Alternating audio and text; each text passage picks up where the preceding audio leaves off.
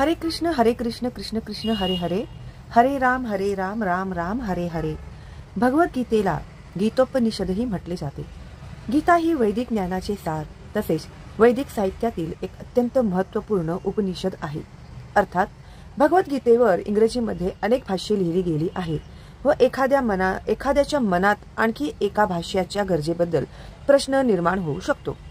या प्रस्तुत आवृत्तीबद्दल पुढील प्रमाणे स्पष्ट समर्थन करणे शक्य आहे. नुकतेच एका अमेरिकन महिलेने मला इंग्रजी भाषेतील कोणत्या तरी अनुवादाची शिफारस करण्यास आग्रह केला. भगवद्गीतेच्या इंग्रजीमधील अनेक आवृत्त्या अमेरिकेत उपलब्ध आहेत, पण माझ्या पाहण्यात तरी केवळ अमेरिकेतच नव्हे तर भारतात सुद्धा जिला पूर्णपणे अधिकृत म्हणता येईल अशी गीतेची एकही आवृत्ती नाही. कारण बहुतेक प्रत्येक प्रकारच्या आवृत्तीत भाष्यकाराने भगवद्गीता जशी आहे तशी म्हणजेच यथार्थ रूपात प्रस्तुत न करता आपली स्वतःची मते प्रदर्शित केली आहेत.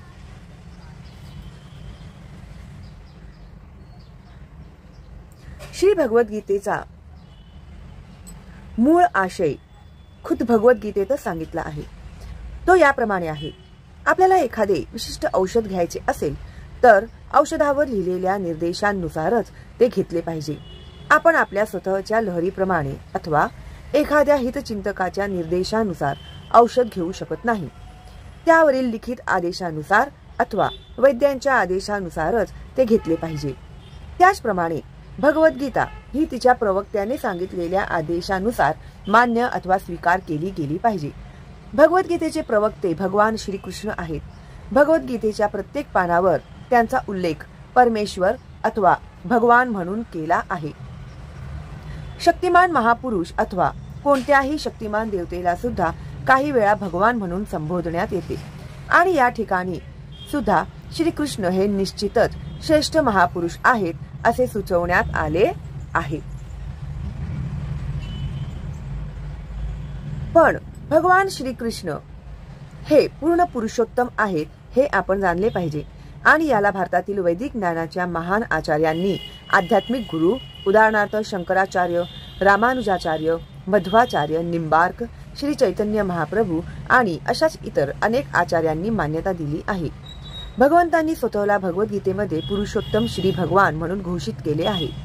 ब्रह्मसंहिता आणि इतर सर्व पुराणांनी विशेष करून श्रीमद भागवत जे भागवत पुराण म्हणून ओळखले जाते, कृष्णस्तु भगवान स्वयं त्यांचा पुरुषोत्तम भगवान म्हणून स्वीकार केला आहे.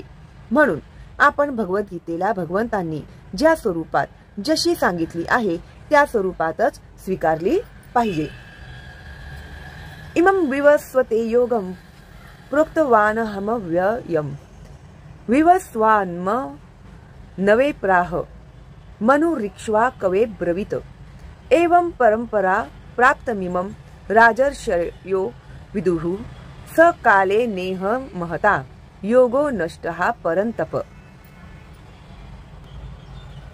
स एवायं मया तेद्य योगः प्रोक्तः पुरातनः भक्तोऽसि मे सखा चेती रहस्यम हेत दुत्तमम. या ठिकाणी भगवंत अर्जुनाला सांगतात की ही योग पद्धती म्हणजेच भगवद्गीता सर्वात आधी सूर्यदेवाला सांगण्यात आली आणि सूर्यदेवाने मनुने इक्ष्वाकुला आणि याप्रमाणे शिष्य परंपरेनुसार एक प्रवक्त्यानंतर दुसऱ्या प्रवक्त्याने याप्रमाणे चालत आली आहे.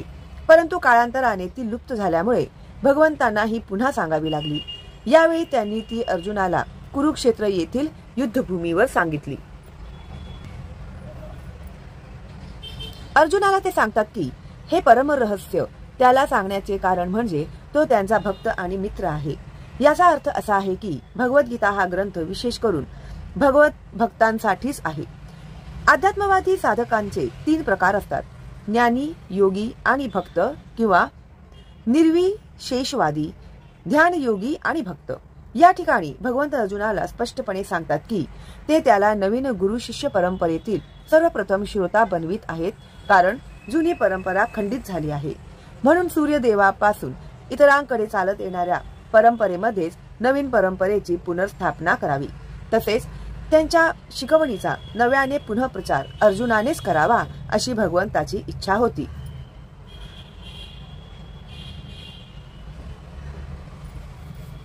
अशी भगवंतांची इच्छा होती. भगवद्गीता जाणण्यामध्ये अर्जुनाने अधिकारी व्यक्ती व्हावे अशी भगवंतांची इच्छा होती. यासाठीच आपण पाहू शकतो तो भगवद्गीतेचा उपदेश खास करून अर्जुनालाच सांगण्यात आला, कारण अर्जुन हा भगवंतांचा भक्त, साक्षात शिष्य आणि जीवलग सखा होता. म्हणून ज्या व्यक्तीकडे अर्जुनासारखे गुण आहेत तो व्यक्तीच भगवद्गीता उत्तम प्रकारे जाणू शकते. म्हणजेच त्याने भगवंतांशी प्रत्यक्ष संबंध प्रस्थापित करणाऱ्या भक्ताप्रमाणे असले पाहिजे. ज्यावेळी एखादा भगवंतांचा भक्त होतो त्यावेळी त्याचा भगवंताबरोबर साक्षात संबंध प्रस्थापित होतो. हा एक अत्यंत गहन विषय आहे, परंतु थोडक्यात सांगायचे तर भक्ताचा पुरुषोत्तम श्री भगवान यांच्याबरोबर 5 निरनिराळ्या प्रकारांपैकी कोणत्याही एका प्रकाराने संबंध स्थापित होऊ शकतो. ते 5 प्रकार असे आहेत. एखादा निष्क्रिय अवस्थेमधील भक्त असू शकतो. 2. एखादा सक्रिय अवस्थेमधील भक्त असू शकतो. 3. एखादा मित्र या नात्याने भक्त असू शकतो. 4. एखादा माता किंवा पिता या नात्याने भक्त असू शकतो. 5. एखादा माधुर्य भावात भक्त असू शकतो. अर्जुनाचा भगवंताबरोबर सखा या नात्याने संबंध होता. मात्र या सख्या भावामध्ये आणि भौतिक जगात आढळून येणाऱ्या मैत्रीमध्ये आत्यंतिक फरक आहे. ही मैत्री दिव्य असते व ती कोणालाही प्राप्त होणे शक्य नाही. वस्तुतः प्रत्येकाच्या भगवंताबरोबर विशिष्ट संबंध आहे आणि या संबंधाची पुनर्जागृती भक्तिमय सेवेच्या पूर्णत्वाने होते. परंतु आपल्या स्थितीत भगवंताचेच नव्हे तर त्यांच्याबरोबर असणाऱ्या शाश्वत संबंधांचे सुद्धा आपल्याला विस्मरण झाले आहे. कोट्यवधी जीवांपैकी प्रत्येक जीवाचा भगवंताबरोबर विशिष्ट असा शाश्वत संबंध असतो आणि यालाच स्वरूप असे म्हटले जाते. प्रेममयी सेवेद्वारे एखादा स्वरूप स्थिती पुन्हा जागृत करून घेऊ शकतो व यालाच स्वरूप सिद्धी म्हणजे एखाद्या मूळ स्थितीचे परिपूर्णत्व असे म्हटले जाते. म्हणून अर्जुन हा भक्त होता आणि त्याचा भगवंताबरोबर सख्य भावामध्ये नित्य संबंध होता. अर्जुनाने भगवद्गीतेचा स्वीकार कसा केला हे जाणणे आवश्यक आहे. त्याने केलेल्या स्वीकृतीची पद्धत 10व्या अध्यायामध्ये 10, 12, 14 सांगितली आहे. अर्जुन वाच परमब्रह्म परमधाम पवित्रम परमं भवान पुरुषम शाश्वतम दिव्यामादि देवमजम विभुम आहुस्त्वा मृषयः सर्वे देवर्षि नारदस्तथा असितो देवलो व्यासः स्वयं चैव ब्रवीषि मे सर्वमेत द्रुतं मन्ये यन्मां वदसि केशव नहि ते भगव न्वतिं विवुर्देवा न दानवाः. अर्जुन म्हणाला, तुम्ही परमधाम, परमपवित्र आणि परमसत्य असे पुरुषोत्तम भगवान आहात. तुम्ही शाश्वत, अलौकिक, आदिपुरुष, अजन्मा आणि सर्वश्रेष्ठ आहात. नारद, असित, देवल आणि व्यास इत्यादी महान ऋषींनी देखील तुमच्या विषयीच्या या सत्याला मान्यता दिली आहे आणि आता तुम्ही स्वतःही मला हेच सांगत आहात. हे कृष्ण, तुम्ही मला जे सांगितले आहे त्याचा मी पूर्णपणे सत्य म्हणून स्वीकार करतो. हे भगवन, तुमचे स्वरूप दानव आणि देवही जाणू शकत नाहीत. पुरुषोत्तम भगवान यांच्याकडून भगवद्गीतेचे श्रवण केल्यानंतर अर्जुनाने श्रीकृष्णास परमब्रह्म म्हणून स्वीकारले. प्रत्येक जीव ब्रह्म आहे, पण परमजीव किंवा पुरुषोत्तम भगवान हे परमब्रह्म आहेत. परमधाम म्हणजे भगवंत हे सर्व गोष्टींचे परम आश्रयस्थान आहे. पवित्र म्हणजे ते शुद्ध आणि भौतिक विकारांपासून मुक्त आहेत. पुरुषम म्हणजे ते सर्वश्रेष्ठ भोक्ता आहेत. शाश्वतम म्हणजे मूळ, दिव्यम म्हणजे अलौकिक, आदिदेवम म्हणजे पुरुषोत्तम भगवान, अजम म्हणजे अजन्मा आणि विभूम म्हणजे सर्वश्रेष्ठ. आता काही जण विचार करतील की कृष्ण हा अर्जुनाचा मित्र असल्यामुळे अर्जुन त्याची खुशामत करण्यासाठी असे सांगत आहे. पण भगवद्गीतेच्या वाचकांच्या मनातील हा संशय काढून टाकण्यासाठी आणि ही स्तुती सप्रमाण आहे ते दाखवण्यासाठी अर्जुन पुढील श्लोकात सांगतो की श्रीकृष्ण हे पुरुषोत्तम भगवान आहेत. ही गोष्ट फक्त तोच नव्हे तर नारद, असित, देवाला आणि व्यासदेव इत्यादी थोर अधिकारी महर्षी सुद्धा मान्य करतात. सर्व आचार्यांनी स्वीकारलेल्या वैदिक ज्ञानाचा प्रसार करणारे हे सर्वश्रेष्ठ महर्षी आहेत. म्हणून अर्जुन श्रीकृष्णांना सांगतो की तुम्ही जे सांगत आहात त्याचा मी पूर्ण सत्य म्हणून स्वीकार करतो. सर्व मेत द्रुतम मन्ये, तुम्ही सांगितलेले सर्व सत्य म्हणून मी मान्य करतो. अर्जुन असेही सांगतो की भगवंतांचे व्यक्तित्व समजणे अत्यंत कठीण आहे आणि मोठमोठ्या देवता सुद्धा त्यांना जाणू शकत नाहीत. याचाच अर्थ असा आहे की मानवापेक्षा श्रेष्ठ व्यक्ती सुद्धा भगवंतांना जाणू शकत नाहीत, तर मनुष्य भक्त झाल्याशिवाय भगवान श्रीकृष्णांना कसे जाणू शकेल? यासाठी भगवद्गीता भक्तिभावानेच स्वीकारली पाहिजे. एखाद्याने स्वतःला आपण श्रीकृष्णांच्या बरोबरीचे आहोत अथवा श्रीकृष्ण हे साधारण व्यक्ती आहेत किंवा श्रीकृष्ण हे केवळ श्रेष्ठ महापुरुष आहेत असे सुद्धा समजू नये. श्रीकृष्ण साक्षात पुरुषोत्तम भगवान आहेत. म्हणून भगवद्गीतेच्या अथवा अर्जुनाच्या म्हणण्याप्रमाणे जो भगवद्गीता जाणण्याचा प्रयत्न करीत आहे त्याने तात्विकदृष्ट्या तरी श्रीकृष्णाचा पुरुषोत्तम भगवान म्हणून स्वीकार केला पाहिजे. अशा नम्र भावानेच आपण भगवद्गीता जाणू शकतो. जोपर्यंत एखादा नम्र भावाने भगवद्गीता वाचित नाही तोपर्यंत तो भगवद्गीता जाणू शकत नाही. कारण भगवद्गीता हे एक महान रहस्य आहे. वास्तविक भगवद्गीता आहे तरी काय? अज्ञानमय भौतिक अस्तित्वात मानव जीवनाचा उद्धार करणे हा भगवद्गीतेचा उद्देश आहे. अर्जुनाला ज्याप्रमाणे कुरुक्षेत्र येथे युद्ध करण्यामध्ये अडचणी होत्या त्याप्रमाणे प्रत्येक मनुष्य हा नाना प्रकारच्या अडचणींमुळे त्रस्त झालेला असतो. अर्जुन श्रीकृष्णांना शरण गेल्यामुळे त्याला भगवद्गीता सांगण्यात आली. फक्त अर्जुनच नव्हे तर आपल्यापैकी प्रत्येक जण हा भौतिक जीवनामुळे चिंताग्रस्त आहे. आपले अस्तित्वच मुळी असत वातावरणात आहे. खरे तर आपण असत वातावरणाने घाबरण्याचे काहीच कारण नाही, कारण आपले अस्तित्व शाश्वत आहे. पण काही कारणासाठी आपल्याला असत वातावरणात ठेवण्यात आले आहे. असत म्हणजे जे अस्तित्वात नाही ते.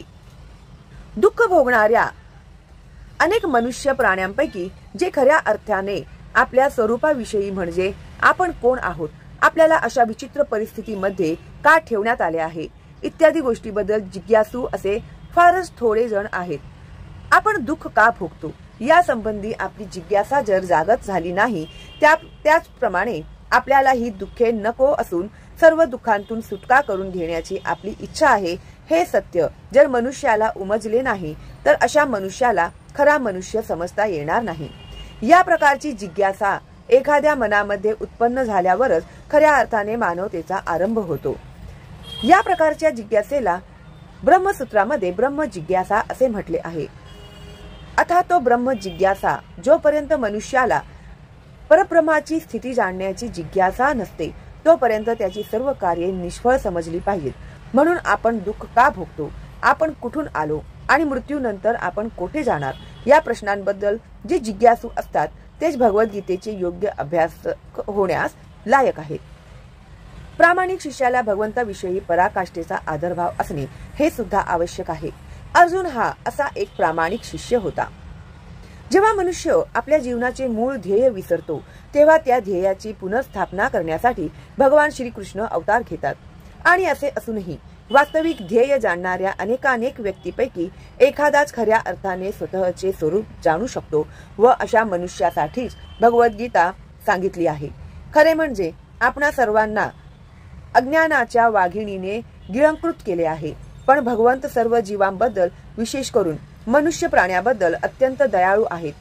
याच कारणासाठी त्यांनी आपला मित्र अर्जुन याला स्वतःचा शिष्य करून भगवद्गीता सांगितली. अर्जुन भगवान श्रीकृष्णांचा सखा असल्यामुळे अज्ञानाच्या पलीकडे होता. परंतु कुरुक्षेत्राच्या युद्धभूमीवर त्याला जाणून बुजून अज्ञानात टाकले गेले. त्यामुळे तो जीवनाच्या समस्यांबद्दल भगवान श्रीकृष्णांना प्रश्न विचारू शकेल आणि ते मनुष्याच्या भावी पिढ्यांच्या कल्याणार्थ या समस्यांचे समाधान करून जीवनाची घडी नीट बसवून देऊ शकतील. अशा तऱ्हेने मनुष्य योग्य कृती करून मनुष्य देहाचे उद्दिष्ट प्राप्त करू शकेल. भगवद्गीतेचा विषय म्हणजे 5 मूलभूत तत्वांबद्दलचे ज्ञान होय.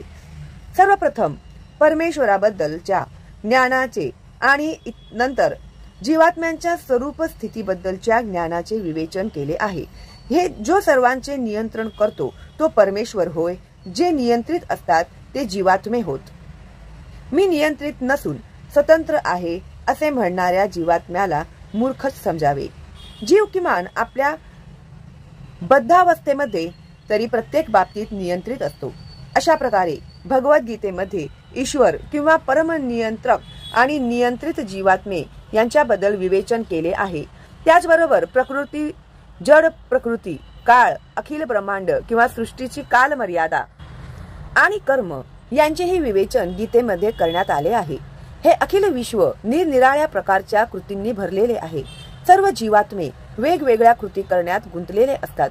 ईश्वराचे स्वरूप काय जीवात्म्यांची स्वरूप स्थिती, प्रकृती, भौतिक विश्व म्हणजे काय व ते काळाच्या प्रभावाने कसे नियंत्रित केले जाते आणि जीवात्म्यांची कर्मे कोणती इत्यादी गोष्टींबद्दलचे ज्ञान आपण भगवद्गीतेपासून मिळविले पाहिजे. भगवद्गीतेतील 5 मूलभूत तत्वांपैकी परमेश्वर, कृष्ण, ब्रह्म, परमनियंत्रक किंवा परमात्मा यांपैकी कोणत्याही नावाचा उपयोग करा. हे तत्व सर्वश्रेष्ठ आहे. गुणात्मक दृष्ट्या जीव आणि परमेश्वर यांच्यात साम्य आहे. उदाहरणार्थ भगवद्गीतेच्या नंतरच्या अध्यायात सांगितले आहे की भौतिक प्रकृतीच्या सर्व कार्यावर परमेश्वराचे नियंत्रण असते. भौतिक प्रकृती स्वतंत्र नसून ती भगवंताच्या आज्ञेचे पालन करीत असते. भगवान श्रीकृष्ण सांगतात की मयाध्यक्षेण प्रकृती ही सुयते सचराचरम. ही भौतिक प्रकृती माझ्या नियंत्रणाखाली कार्य करीत आहे. ब्रह्मांडामध्ये आश्चर्यकारक गोष्टी घडताना आपल्याला दिसतात. या सृष्टीमागे एक नियंत्रक आहे हे आपण जाणले पाहिजे. कोणतीही गोष्ट नियंत्रणाशिवाय प्रकट होऊ शकत नाही. नियंत्रकच नाही असे समजणे हे बालिशपणाचे लक्षण आहे.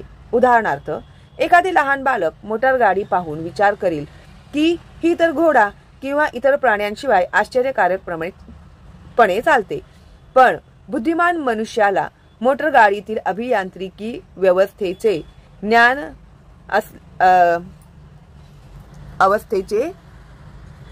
असते. त्याला सदैव माहीत असते की अशा यंत्रामागे यंत्र चालविणारा एखादा मनुष्य अथवा चालक असतोच. याचप्रमाणे परमेश्वर हा सुद्धा एखाद्या चालकासारखा आहे. त्याच्या मार्गदर्शनाखाली सर्व काही घडत असते. पुढील अध्यायांवरून आपल्याला कळेल की परमेश्वराने जीवात्म्यांना आपले अंश म्हणून स्वीकारले आहे. ज्याप्रमाणे सोन्याचा कण म्हणजे सोनेच असते किंवा सागरातील पाण्याचा थेंब सुद्धा खारट असतो, त्याचप्रमाणे आपण सर्व जीवात्मे भगवान श्रीकृष्णांचे अंश असल्यामुळे आपल्यामध्येही परमेश्वराचे सर्व गुण सूक्ष्म रूपात विद्यमान असतात. कारण आपण सूक्ष्म, नियंत्रित किंवा गौण ईश्वर आहोत. आपण अंतराळ किंवा ग्रहांवर नियंत्रण करण्याचा प्रयत्न करीत आहोत आणि ही नियंत्रण करण्याची प्रवृत्ती श्रीकृष्णांमध्ये असल्यामुळेच आपल्याला देखील आहे. ही प्रवृत्ती आपल्यामध्ये असली तरी आपण जाणले पाहिजे की आपण परमनियंत्रक नाही. भगवद्गीतेमध्ये हे स्पष्ट करून सांगितले आहे. भौतिक प्रकृती म्हणजे काय? भगवद्गीतेत तिला कनिष्ठ किंवा अपरा प्रकृती असे म्हटले आहे. जीवात्म्याला श्रेष्ठ किंवा परा प्रकृती असे म्हटले आहे. परा असो अथवा अपरा, प्रकृती ही नित्य नियंत्रित असते. प्रकृती ही स्त्रीवाचक आहे आणि पत्नीवर नियंत्रण ठेवणाऱ्या पतीप्रमाणे भगवंत प्रकृतीवर नियंत्रण ठेवतात. प्रकृती ही नित्य भगवंतांच्या अधीन असते कारण भगवंत प्रकृतीचे नियंत्रक आहेत. भौतिक प्रकृती आणि जीव हे दोन्ही भगवंतांच्या अधीन किंवा भगवंताद्वारे नियंत्रित असतात. भगवद्गीतेनुसार जीवात्मे जरी भगवंतांचे अंश असले तरी त्यांना प्रकृतीच मानण्यात येते. याचा भगवद्गीतेमधील 7व्या अध्यायामध्ये स्पष्ट उल्लेख आहे. अपरमेय इतस्त्वन्याम प्रकृती विद्धि मे पराम जीवभूताम. ही भौतिक प्रकृती माझी अपरा कनिष्ठ शक्ती आहे, पण याहून श्रेष्ठ अशी दुसरी प्रकृती आहे जीवभूताम किंवा जीवात्मे. सत्वगुण, रजोगुण आणि तमोगुण या 3 गुणांनी युक्त अशी ही भौतिक प्रकृती आहे. 3 गुणांच्या पलीकडे काळ हे शाश्वत तत्व आहे आणि प्रकृतीचे गुण व शाश्वत काळ यांच्या संयोगाने काळाच्या नियंत्रण व देखरेखीखाली जी कार्ये चालतात त्याला कर्म असे म्हणतात. ही कर्मे अनादी काळापासून चालत आली आहेत व आपण आपल्या कर्मांनुसार सुख अथवा दुःख भोगीत असतो. उदाहरणार्थ मी एक व्यापारी आहे आणि चातुर्याने व कष्टाने बँकेत मी पुष्कळ रक्कम ठेवली आहे, तर मी त्या धनाचा भोगता ठरतो. पण समजा मी जर व्यापारात माझे धन गमावून बसलो तर मी दुःख भोगतो. याप्रमाणे प्रत्येक कार्यक्षेत्रामध्ये आपण आपल्या कर्मफलामुळे सुखी अथवा दुखी होतो. याला कर्म असे म्हणतात. भगवद्गीतेमध्ये ईश्वर, जीव, प्रकृती, काल आणि कर्म या सर्वांचे विस्तृत वर्णन केले आहे. या 5 तत्वांपैकी ईश्वर, जीव, भौतिक प्रकृती आणि काळ हे शाश्वत आहेत. प्रकृतीचे प्राकट्य तात्पुरते असू शकेल, पण ती मिथ्या किंवा खोटी नाही. काही तत्वज्ञानाच्या मते प्रकृतीचे प्राकट्य मिथ्या किंवा असत्य आहे, पण भगवद्गीता किंवा वैष्णव तत्वज्ञानाप्रमाणे हे चूक आहे. भौतिक विश्वाचे प्रकटीकरण असत्य म्हणून स्वीकारले न जाता ते सत्य परंतु तात्पुरते समजले जाते. याची तुलना आकाशात इतस्ततः फिरणाऱ्या मेघाप्रमाणे किंवा धान्याचे पोषण करणाऱ्या वर्षा ऋतूबरोबर करण्यात आली आहे. वर्षा ऋतू संपल्यावर लगेच सर्व मेघ ज्याप्रमाणे नाहीसे होतात आणि पावसामुळे वाढलेली पिके वाळून जातात, त्याप्रमाणे ही भौतिक प्रकृती काही ठराविक कालावधीसाठी प्रकट होते, थोड्या काळाकरिता टिकून राहते व कालांतराने नाहीशी होते. याप्रमाणे भौतिक प्रकृतीचे कार्य चालते. पण हे चक्र नित्य सुरूच असते, म्हणून प्रकृती ही मिथ्या नसून शाश्वत आहे. या संदर्भात भगवंत प्रकृतीचा उल्लेख माझी प्रकृती म्हणून करतात. भौतिक प्रकृती ही भगवंतांची विभाजित शक्ती आहे. जीव देखील विभाजित नसले तरी श्री भगवंताचीच शक्ती आहेत व भगवंताबरोबर नित्य संबंधित आहेत. म्हणून ईश्वर, जीव, भौतिक प्रकृती आणि काळ हे सर्व एकमेकांशी संबंधित तसेच शाश्वत आहेत. परंतु पाचवे तत्व कर्म हे नित्य नाही. कर्माची फळे अतिशय पुरातन असू शकतात. आपण आपल्या कर्मफलानुसार अनादी कालापासून सुख अथवा दुःख भोगीत आहोत, पण आपण आपल्या ज्ञानाच्या पूर्णतेने कर्मफळांमध्ये बदल घडवून आणू शकतो. आपण विविध प्रकारच्या कर्मांमध्ये गुंतलो आहोत. त्यामुळे आपण कोणते कर्म केले पाहिजे की ज्यामुळे आपण कर्माच्या क्रिया प्रतिक्रियांपासून मुक्त होऊ शकतो याचे ज्ञान आपल्याला नक्कीच नाही, परंतु याचे सुद्धा वर्णन भगवद्गीतेमध्ये करण्यात आले आहे. ईश्वराचे स्वरूप परम चैतन्यमय आहे. जीवात्मे हे सुद्धा ईश्वराचे अंश असल्यामुळे चेतनामय आहेत. जीवात्मा आणि भौतिक प्रकृती या दोघांचेही वर्णन प्रकृती असे करण्यात आले आहे आणि दोन्हीही तत्वे भगवंतांचीच आहेत. पण दोघांपैकी फक्त जीव तत्व चेतनायुक्त आहे, असे प्रकृती तत्व चेतना रहित आहे आणि हाच या दोन्हींमधील फरक आहे. जीव प्रकृतीला यासाठीच श्रेष्ठ अथवा परा म्हणून संबोधण्यात आले आहे, कारण जीव हा ईश्वराप्रमाणे चेतनामय आहे. ईश्वर परम चेतनामय आहे, म्हणून एखादा असे म्हणू शकणार नाही की जीवात्म्याकडे सुद्धा परम चेतना आहे. जीवात्मा पूर्णतेच्या कोणत्याही स्तरावर परम चैतन्यमय होऊ शकत नाही आणि तो परम चैतन्यमय होऊ शकतो असे सांगणारा सिद्धांत चुकीचा आहे.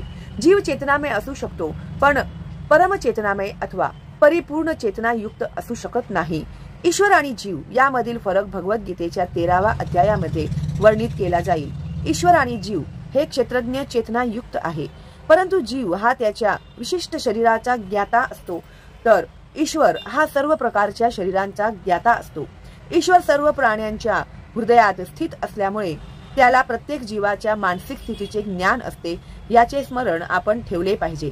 असेही वर्णन करण्यात आले आहे की परमात्मा किंवा भगवान सर्वांच्या हृदयात ईश्वर किंवा नियंत्रक म्हणून वास करतात आणि जीवात्म्याच्या इच्छेनुसार कार्य करण्यासाठी त्याला मार्गदर्शन करीत असतात. जीवात्म्याला त्याच्या कर्माविषयी विस्मृती झालेली असते. सर्वप्रथम तो विशिष्ट कर्म करण्याचा निर्धार करतो आणि नंतर त्या कर्माच्या चांगल्या अथवा वाईट कर्म फलांमध्ये अडकून पडतो. ज्याप्रमाणे आपण जुनी वस्त्रे टाकून नवीन वस्त्रे धारण करतो, त्याप्रमाणे जीवात्मा एक विशिष्ट प्रकारचे शरीर त्यागून दुसरे शरीर धारण करतो. जीव याप्रमाणे देहांतर करीत आपल्या पूर्व कर्मांची फळे भोगीत असतो. जीवात्मा जेव्हा सत्वगुणांमध्ये स्थिर होतो किंवा स्थिर वृत्तीने स्वतः कोणत्या प्रकारचे कर्म करावे हे जाणतो, तेव्हा तो कर्मांमध्ये बदल घडवू शकतो आणि खरोखरच अशा रीतीने जो आपले पूर्व कर्म बदलू शकतो. यावरून सिद्ध होते की कर्म हे शाश्वत नाही.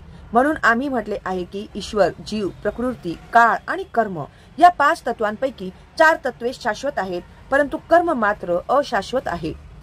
परमचेतनामय ईश्वर आणि जीवात्मा यांच्यात हेच साम्य आहे की ईश्वर आणि जीव दोघांचीही चेतना दिव्य आहे. जड प्रकृतीच्या संगतीमुळे चेतनेची निर्मिती होते ही कल्पना चुकीची आहे. चेतनेचा विकास विशिष्ट परिस्थितीमध्ये प्राकृतिक संमिश्रणाने होतो. या सिद्धांताचा भगवद्गीता स्वीकार करीत नाही. ज्याप्रमाणे रंगीत काचेमधून प्रकाश परावर्तित केल्यास तो विशिष्ट रंगाचा भासतो, त्याप्रमाणे चेतना ही जड प्रकृतीमधील परिस्थितीच्या अधीन होऊन विकृत होऊ शकते, पण परमेश्वराची चेतना भौतिक दृष्ट्या प्रभावित होऊ शकत नाही. श्रीकृष्ण सांगतात की मयाद्यक्षेण प्रकृतीही, ज्यावेळी ते भौतिक जगामध्ये अवतार घेतात त्यावेळी ते भौतिक गोष्टींनी प्रभावित होत नाहीत. त्यांच्यावर असा प्रभाव पडत असता तर भगवद्गीतेसारख्या दिव्य विषयाबद्दल त्यांना बोलताच आले नसते. जोपर्यंत कोणी भौतिक वातावरणामुळे प्रदूषित झालेल्या चेतनेतून मुक्त होत नाही तोपर्यंत तो दिव्य जगताविषयी काहीही प्रतिपादन करू शकत नाही. म्हणून परमेश्वर भौतिक वातावरणामुळे प्रदूषित होत नाही. सद्यस्थितीमध्ये आपली चेतना भौतिक गुणांमुळे दूषित झाली आहे. भगवद्गीता आपल्याला जड प्रकृतीने प्रभावित झालेल्या आपल्या चेतनेचे शुद्धीकरण करण्यास शिकविते. शुद्ध चेतनेमध्ये किंवा शुद्ध भावनेमध्ये आपली सर्व कर्मे परमेश्वराच्या इच्छेनुसार होतात व त्यामध्येच आपल्याला आनंद प्राप्त होतो. आपली सर्व कार्ये थांबवायची अजिबात गरज नसून उलट त्या कार्यांचे शुद्धीकरण करणे आवश्यक आहे आणि अशा विशुद्ध कार्यांनाच भक्ती असे म्हणतात. भक्तियुक्त कर्मे सर्वसाधारण कर्माप्रमाणेच दिसतात पण खऱ्या अर्थाने ती दोषपूर्ण नसतात. एखाद्या अज्ञानी मनुष्याला वाटले की भक्त सामान्य मनुष्याप्रमाणेच कार्य करीत आहे, पण अशा अल्पबुद्धी मनुष्याला माहीत नसते की भक्त किंवा भगवंतांची कार्ये ही अशुद्ध चेतनेमुळे किंवा जड पदार्थामुळे प्रदूषित झालेली नसतात. भक्त आणि भगवंत ती गुणातीत आहेत. परंतु आपण जाणले पाहिजे की सद्यस्थितीत आपली चेतना दूषित झाली आहे. आपण भौतिक प्रकृतीमुळे अशुद्ध होतो तेव्हा आपल्याला बद्ध म्हटले जाते. स्वतःला भौतिक प्रकृतीची निर्मिती समजून खोटी चेतना प्रदर्शित केली जाते. याला मिथ्या अहंकार असे म्हणतात. देवात्मबुद्धीत रत असलेल्या स्वतःची वास्तविक स्थिती जाणू शकत नाही. मनुष्याला देहात्म बुद्धीने मुक्त करण्यासाठीच भगवद्गीता सांगितली गेली आणि भगवंताकडून ज्ञान प्राप्ती करून घेण्यासाठीच अर्जुन या स्थितीत राहिला होता. आपण देहात्म बुद्धीने मुक्त झालेच पाहिजे, कारण अध्यात्मवादी होण्याची ही पहिली पायरी आहे. ज्या मनुष्याला स्वतंत्र किंवा मुक्त होण्याची इच्छा आहे त्याने हे जाणणे आवश्यक आहे की तो म्हणजे हे भौतिक शरीर नव्हे. मुक्ती म्हणजे भौतिक चेतनेपासून स्वतंत्र होणे होय. भगवद्गीतात देखील मुक्तीची व्याख्या देण्यात आली आहे. मुक्तिर्हित्वान्यथारूपम स्वरूपेण व्यवस्थितिः. भौतिक जगातील अशुद्ध भावनेतून स्वतंत्र होणे व शुद्ध भावनेमध्ये स्थित होणे यालाच मुक्ती म्हटले जाते. भगवद्गीतेतील सर्व शिकवणुकीचा उपदेश या चेतनेने जागृतीकरण करणे हाच होय. म्हणून भगवद्गीतेच्या उपदेशाच्या शेवटी श्रीकृष्ण अर्जुनाला असे विचारतात की तू शुद्ध भावनेत स्थित झालास की नाही. शुद्ध भावनेत स्थित होणे म्हणजे भगवंतांच्या आज्ञांचे पालन करणे होय. हे शुद्ध भावनेचे सार सर्वस्व आहे. आपण भगवंतांचे अंश असल्यामुळे आपल्यात चेतना आधीपासून असतेच. तथापि भौतिक प्रकृतीच्या निकृष्ट गुणांद्वारे प्रभावित होण्याचे आपल्यामध्ये आकर्षण असते. परंतु भगवंत सर्वश्रेष्ठ असल्यामुळे हे आकर्षण त्यांना प्रभावित करू शकत नाही. परमेश्वर आणि सूक्ष्म जीवात्म्यांमध्ये हाच एक फरक आहे. ही चेतना किंवा भावना म्हणजे आहे तरी काय. ही भावना म्हणजे मी आहे. तेव्हा मी कोण आहे. अशुद्ध चेतनेच्या अंमलाखाली मी आहे म्हणजे जे काही मला दिसते ते सर्व माझे आहे. मी भोगी आहे. प्रत्येक जीवात्मा स्वतःला भौतिक सृष्टीचा मालक व निर्माता समजत असतो व या भावनेवरच हे जग चालत असते. भौतिक भावनेचे दोन मानसिक भाग आहेत. एक म्हणजे मी निर्माता आहे व दुसरा म्हणजे मी भोगी आहे. परंतु वास्तविकपणे परमेश्वर हाच निर्माता व भोगता आहे आणि जीवात्मा हा परमेश्वराचा अंश असल्यामुळे तो निर्माता नाही व भोगताही नाही, तर एक सहयोगी आहे. जीवात्मा निर्माण केला जातो व भोगला जातो. उदाहरणार्थ यंत्राचा एक भाग पूर्ण यंत्राबरोबर सहयोग करतो. शरीराचा एखादा अवयव पूर्ण शरीराबरोबर सहयोग करतो. हात, पाय, डोळे इत्यादी सर्व शरीराचे विविध अवयव आहेत, परंतु वास्तविक भोगता नाहीत. ते वास्तविक भोगता नाहीत. उदर किंवा पोट भोगता आहे. पाय चालतात, हात भोजन करण्यास मदत करतात, दात चरवण करतात आणि शरीराचे इतर सर्व अवयव उदराच्या संतुष्टीसाठी कार्य करीत असतात. कारण संपूर्ण शरीराच्या रचनेचे पोषण करणे उदर हे प्रमुख अवयव आहे. म्हणून सर्व काही उदराला अर्पण केले जाते. मुळाला पाणी घालून झाडाचे पोषण केले जाते आणि उदरभरण करून शरीराचे पोषण केले जाते. कारण शारीरिक स्वास्थ्यासाठी सर्व अवयवांनी सहयोग करून उदरास अन्न पुरवठा केलाच पाहिजे. याप्रमाणे परमेश्वर हा निर्माता आणि भोक्ता आहे आणि आपण गौण जीवात्मे असल्यामुळे सहकार्य करून त्याला संतुष्ट करणे हे आपले कर्तव्य ठरते। ज्याप्रमाणे पोटाने ग्रहण केलेले अन्न शरीराच्या इतर सर्व अवयवांना मदत करते, त्याप्रमाणे असे सहकार्य आपल्याला खरोखर मदत करतील। जर हाताच्या बोटांनी विचार केला की पोटाला अन्न देण्याऐवजी ते स्वतः ग्रहण करावे तर ती निराश होतील। सृष्टी आणि भोग करणारी सर्वात महत्वाची व्यक्ती म्हणजे परमेश्वर। इतर जीव हे केवळ सहकारी असतात। जीवात्मे सहकार्यानेच सुखी होऊ शकतात। यांच्यातील संबंध हा मालक आणि सेवक यांच्यातील संबंधाप्रमाणे असतो। जर मालक पूर्णपणे संतुष्ट झाला तर सेवकही संतुष्ट होतो। म्हणून जीवात्म्यांमध्ये जरी निर्मिती करण्याची व भौतिक जगाचा भोग करण्याची प्रवृत्ती असली तरी वरील उदाहरणात स्पष्ट केल्याप्रमाणे त्यांनी परमेश्वराला संतुष्ट केलेच पाहिजे। निर्मिती आणि भोग करण्याची प्रवृत्ती जीवांमध्ये असते, कारण ती प्रवृत्ती भौतिक सृष्टीची निर्मिती करणाऱ्या परमेश्वरामध्येही असते।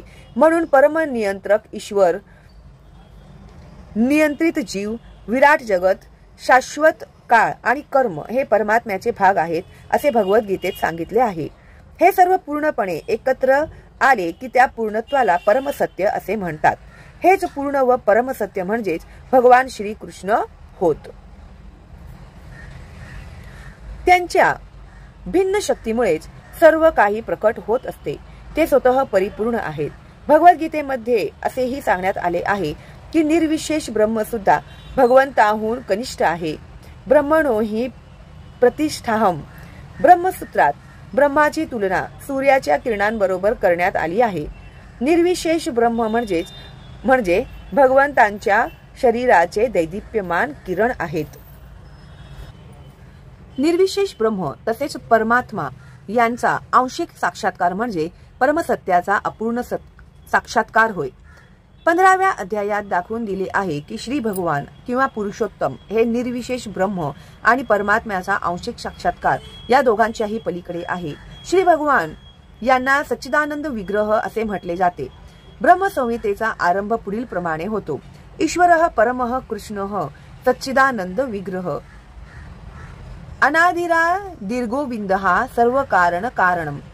गोविंद श्री कृष्ण हेच सर्व कारणांचे कारण आहेत। ते सच्चिदानंद रूप असून आदी कारण आहेत। निर्विशेष ब्रह्माचा साक्षात्कार म्हणजे त्यांच्या सत नित्यत्व स्वरूपाचा साक्षात्कार होय। परमात्मा साक्षात्कार म्हणजे त्यांच्या सच्चित शाश्वत ज्ञान या स्वरूपाचा साक्षात्कार होय। परंतु भगवान श्री कृष्ण यांचा साक्षात्कार म्हणजे सच्चित आणि आनंद, नित्य अस्तित्व, ज्ञान आणि आनंद या तिन्ही स्वरूपाचा पूर्ण विग्रह किंवा व्यक्तिमत्वामध्ये साक्षात्कार होय। अल्पज्ञानी लोक परमसत्याला निर्विशेष मानतात, परंतु वैदिक शास्त्रांप्रमाणे परमसत्य म्हणजे एक दिव्य व्यक्ती आहे। नित्यो नित्यानाम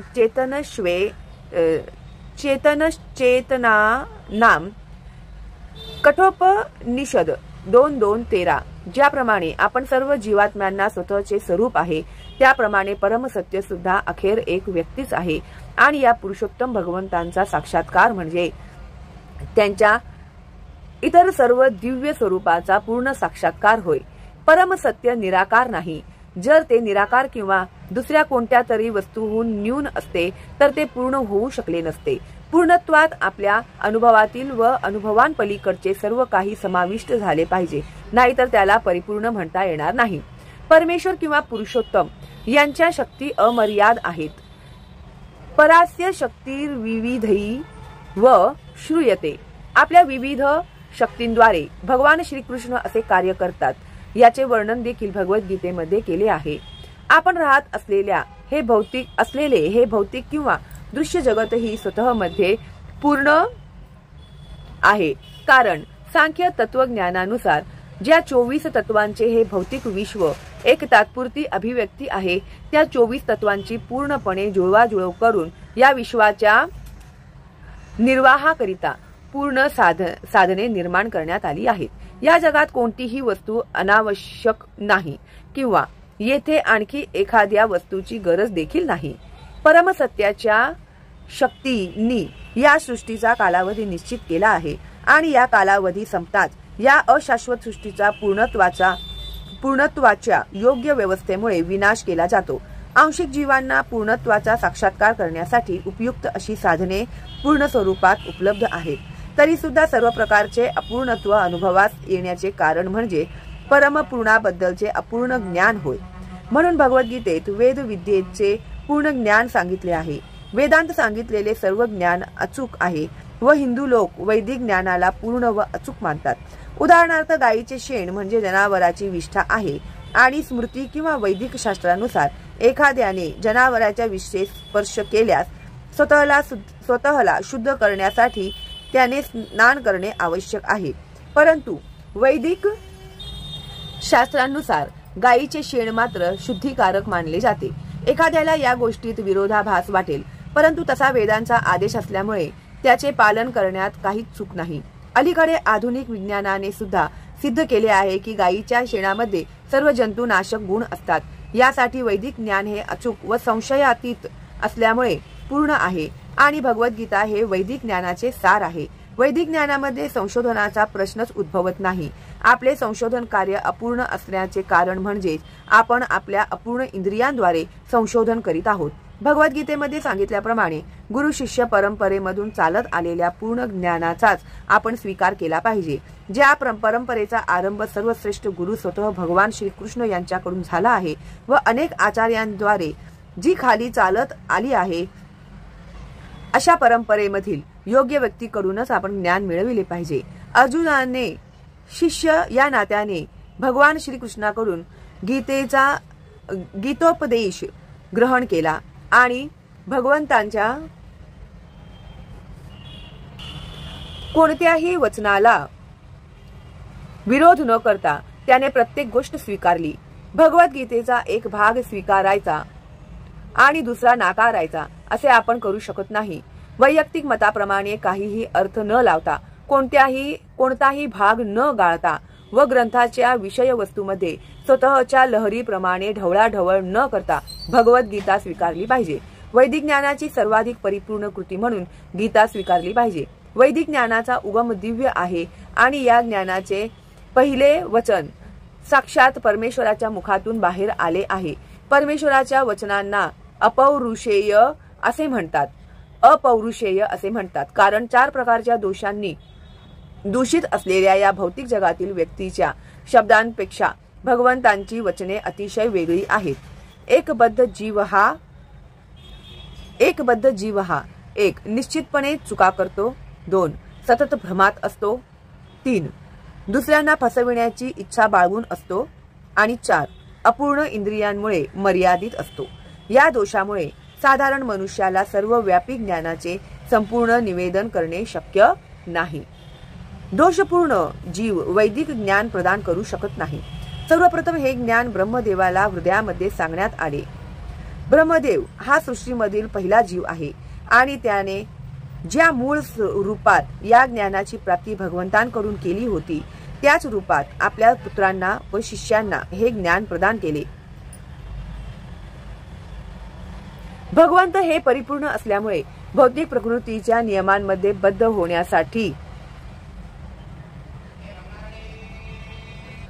बद्ध होण्याची शक्यताच नाही।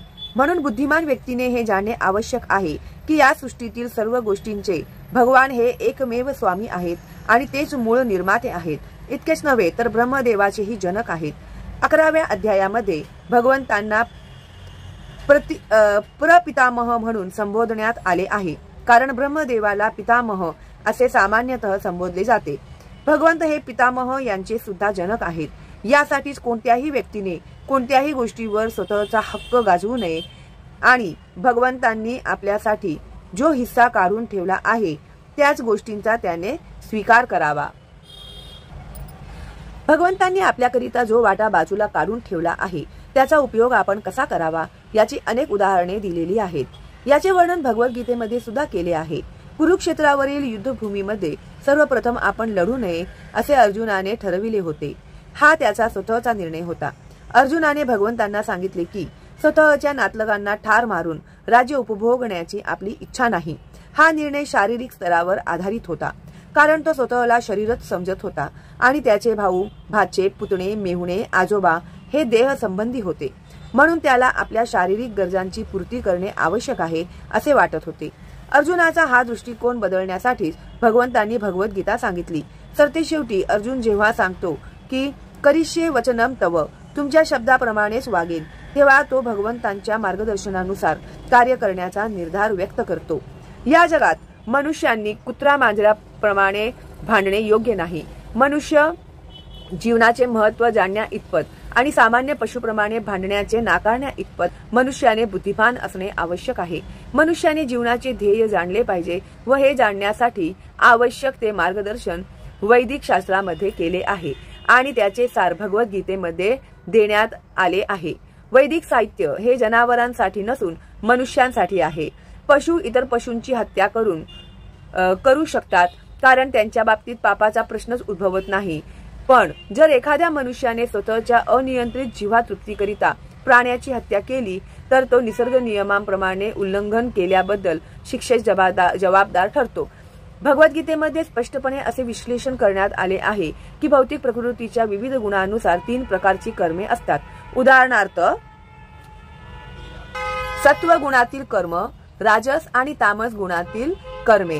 त्याचप्रमाणे 3 प्रकारचा आहार, उदाहरणार्थ सत्वगुणयुक्त आहार, राजसिक आणि तामसिक गुणयुक्त आहार, या सर्वांचे स्पष्टपणे आणि विस्तृत रूपात विश्लेषण केले आहे आणि भगवद्गीतेतील आदेशाचा जर योग्य उपयोग आपण केला तर आपले संपूर्ण जीवन शुद्ध बनते. सरतेशेवटी आपण भौतिक विश्वाच्या पलीकडे असलेले आपले ऐच्छिक अथवा इप्सित ध्येय गाठू शकतो. यद्गत्वान निर्वर्तन्ते तद्धामम परमम मम. या इप्सित ध्येयालाच सनातन, शाश्वत किंवा दिव्य जगत म्हटले जाते. या भौतिक जगामध्ये सर्व काही क्षणभंगूर आहे हे आपण पाहू शकतो. याची निर्मिती होते तेव्हाही काळ स्थित राहते, काही अंशाची निर्मिती करते, क्षीण होते आणि शेवटी नाश पावते. हाच या भौतिक जगाचा नियम आहे. मग ते शरीर असो, फळ असो वा इतर काहीही असो.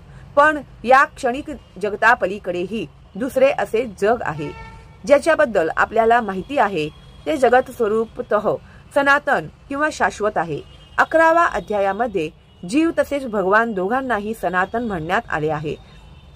आपला भगवंतांशी निकटचा संबंध आहे आणि आपण सर्व म्हणजेच सनातन धाम, सनातन श्री भगवान आणि सनातन जीव गुणात्मक दृष्ट्या एकच असल्यामुळे भगवद्गीतेचा उद्देश हा आपले सनातन कार्य किंवा सनातन धर्म, जे सर्व जीवांचे शाश्वत कार्य आहे, त्याची जागृती करून देणे हा आहे. आपण निरनिराळ्या प्रकारच्या तात्पुरत्या कार्यांमध्ये गुंतलो आहोत. आपण भगवंतांनी सांगितलेल्या कार्यांचा स्वीकार करतो तेव्हा या सर्व कार्यांचे शुद्धीकरण होते. वास्तविक त्यालाच शुद्ध जीवन म्हटले जाते.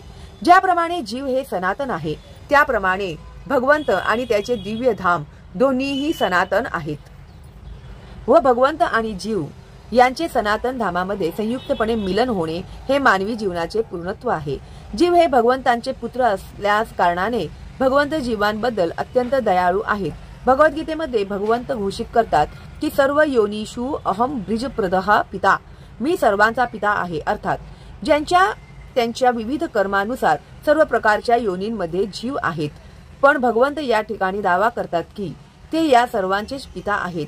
यासाठीच पतित आणि बद्ध जीवांचा उद्धार करण्यासाठी तसेच त्यांना सनातन शाश्वत धामामध्ये पुन्हा बोलाविण्यासाठी भगवंत अवतार घेतात. सनातन धामामध्ये प्रवेश केल्यामुळे जीव पुन्हा भगवंतांच्या सहवासात आपले शरीर प्राप्त करतात. स्वतः भगवान विविध अवतार धारण करतात किंवा आपल्या विश्वासू सेवकांना पुत्र, पार्षद अथवा आचार्य म्हणून बद्ध जीवांचा उद्धार करण्यासाठी पाठवितात. यावरून सिद्ध होते की सनातन धर्म हा कोणत्याही भौगोलिक धर्माच्या पद्धती पुरताच मर्यादित नसून ते शाश्वत भगवंतांशी संबंध असणाऱ्या शाश्वत जीवांचे शाश्वत कार्य आहे. पूर्वी सांगितल्याप्रमाणे सनातन धर्म म्हणजे जीवांचे शाश्वत कार्य होय.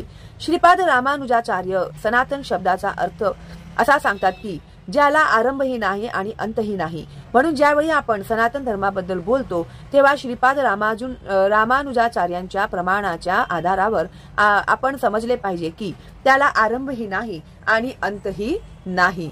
इंग्रजी भाषेतील रिलिजन शब्द हा सनातन धर्म आणि शब्दापासून थोडा भिन्न आहे.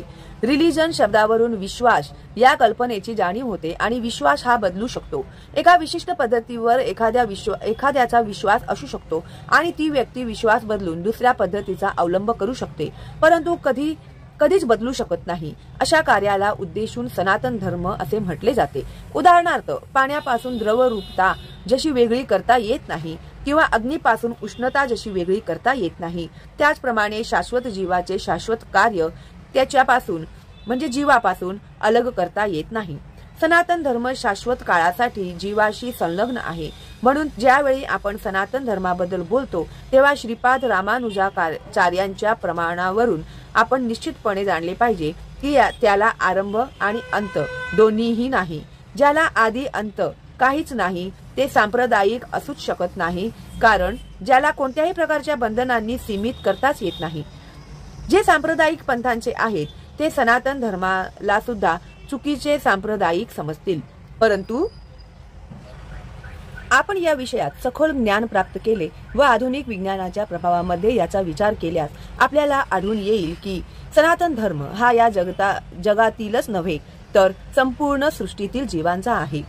सनातन धर्माहून इतर ज्या धार्मिक श्रद्धा संप्रदाय आहेत त्यांचा मानवीय इतिहासाच्या वृत्तांमध्ये आरंभ असू शकतो, पण सनातन धर्माच्या इतिहासाला प्रारंभच नाही, कारण हा शाश्वतरित्या जीवाबरोबरच संलग्न असतो. जीवांना आदी आणि अंत नाही अशी मते प्रामाणिक शास्त्रे जीवांच्या संदर्भात सांगतात. गीतेमध्ये सांगण्यात आले आहे की जीवाचा कधी जन्मही होत नाही किंवा मृत्यूही होत नाही. तो शाश्वत व अविनाशी आहे. क्षणभंगूर भौतिक शरीराच्या विनाशानंतर सुद्धा तो अस्तित्वातच राहतो. सनातन धर्माच्या संकल्पनेबाबत विचार करताना आपण धर्माचे स्वरूप मूळ संस्कृत शब्दाच्या अर्थावरून जाणणे आवश्यक आहे. धर्म म्हणजे एखाद्या गोष्टीची नित्य संबंधित असणारा गुण होय. धर्म म्हणजे एखाद्या गोष्टीशी नित्य संबंधित असणारा गुण होय. आपण गृहीत धरून चालतो की अग्नी बरोबर उष्णता आणि प्रकाश आहे आणि उष्णता व प्रकाश यांच्याशिवाय अग्नी हा शब्दच अर्थहीन आहे. याचप्रमाणे जीवाच्या अशा अनिवार्य भागाचा आपण विचार केला पाहिजे की जो जीवाचा नित्य संबंधी भाग किंवा गुण म्हणजेच जीवाचा शाश्वत धर्म होय. ज्यावेळी सनातन गोस्वामींनी श्री चैतन्य महाप्रभूंना प्रत्येक जीवाच्या स्वरूपाबद्दल विचारले त्यावेळी चैतन्य महाप्रभूंनी उत्तर दिले की जीवाचे स्वरूप अथवा वैधानिक स्थिती म्हणजेच श्री भगवान यांची सेवा करणे होय. आपण चैतन्य महाप्रभूंच्या विधानाचे जर विश्लेषण केले तर आपल्याला सहजपणे असे दिसून येईल की प्रत्येक जीव हा दुसऱ्या जीवाची सतत सेवा करण्यामध्ये गुंतलेला असतो आणि ते असे करताना जीवन उपभोगीत असतो. ज्याप्रमाणे सेवक मालकाची सेवा करीत असतो त्याचप्रमाणे खालच्या स्तरातील पशु मानवाची सेवा करीत असतात. अ हा ब मालकाची सेवा करतो, ब हा क मालकाची आणि क हा ड मालकाची सेवा करतो इत्यादी. याप्रमाणेच आपण पाहू शकतो की एक मित्र दुसऱ्या मित्राची सेवा करतो, माता आपल्या पुत्रांची, पत्नी पतीची आणि पती आपल्या पत्नीची सेवा करतो इत्यादी.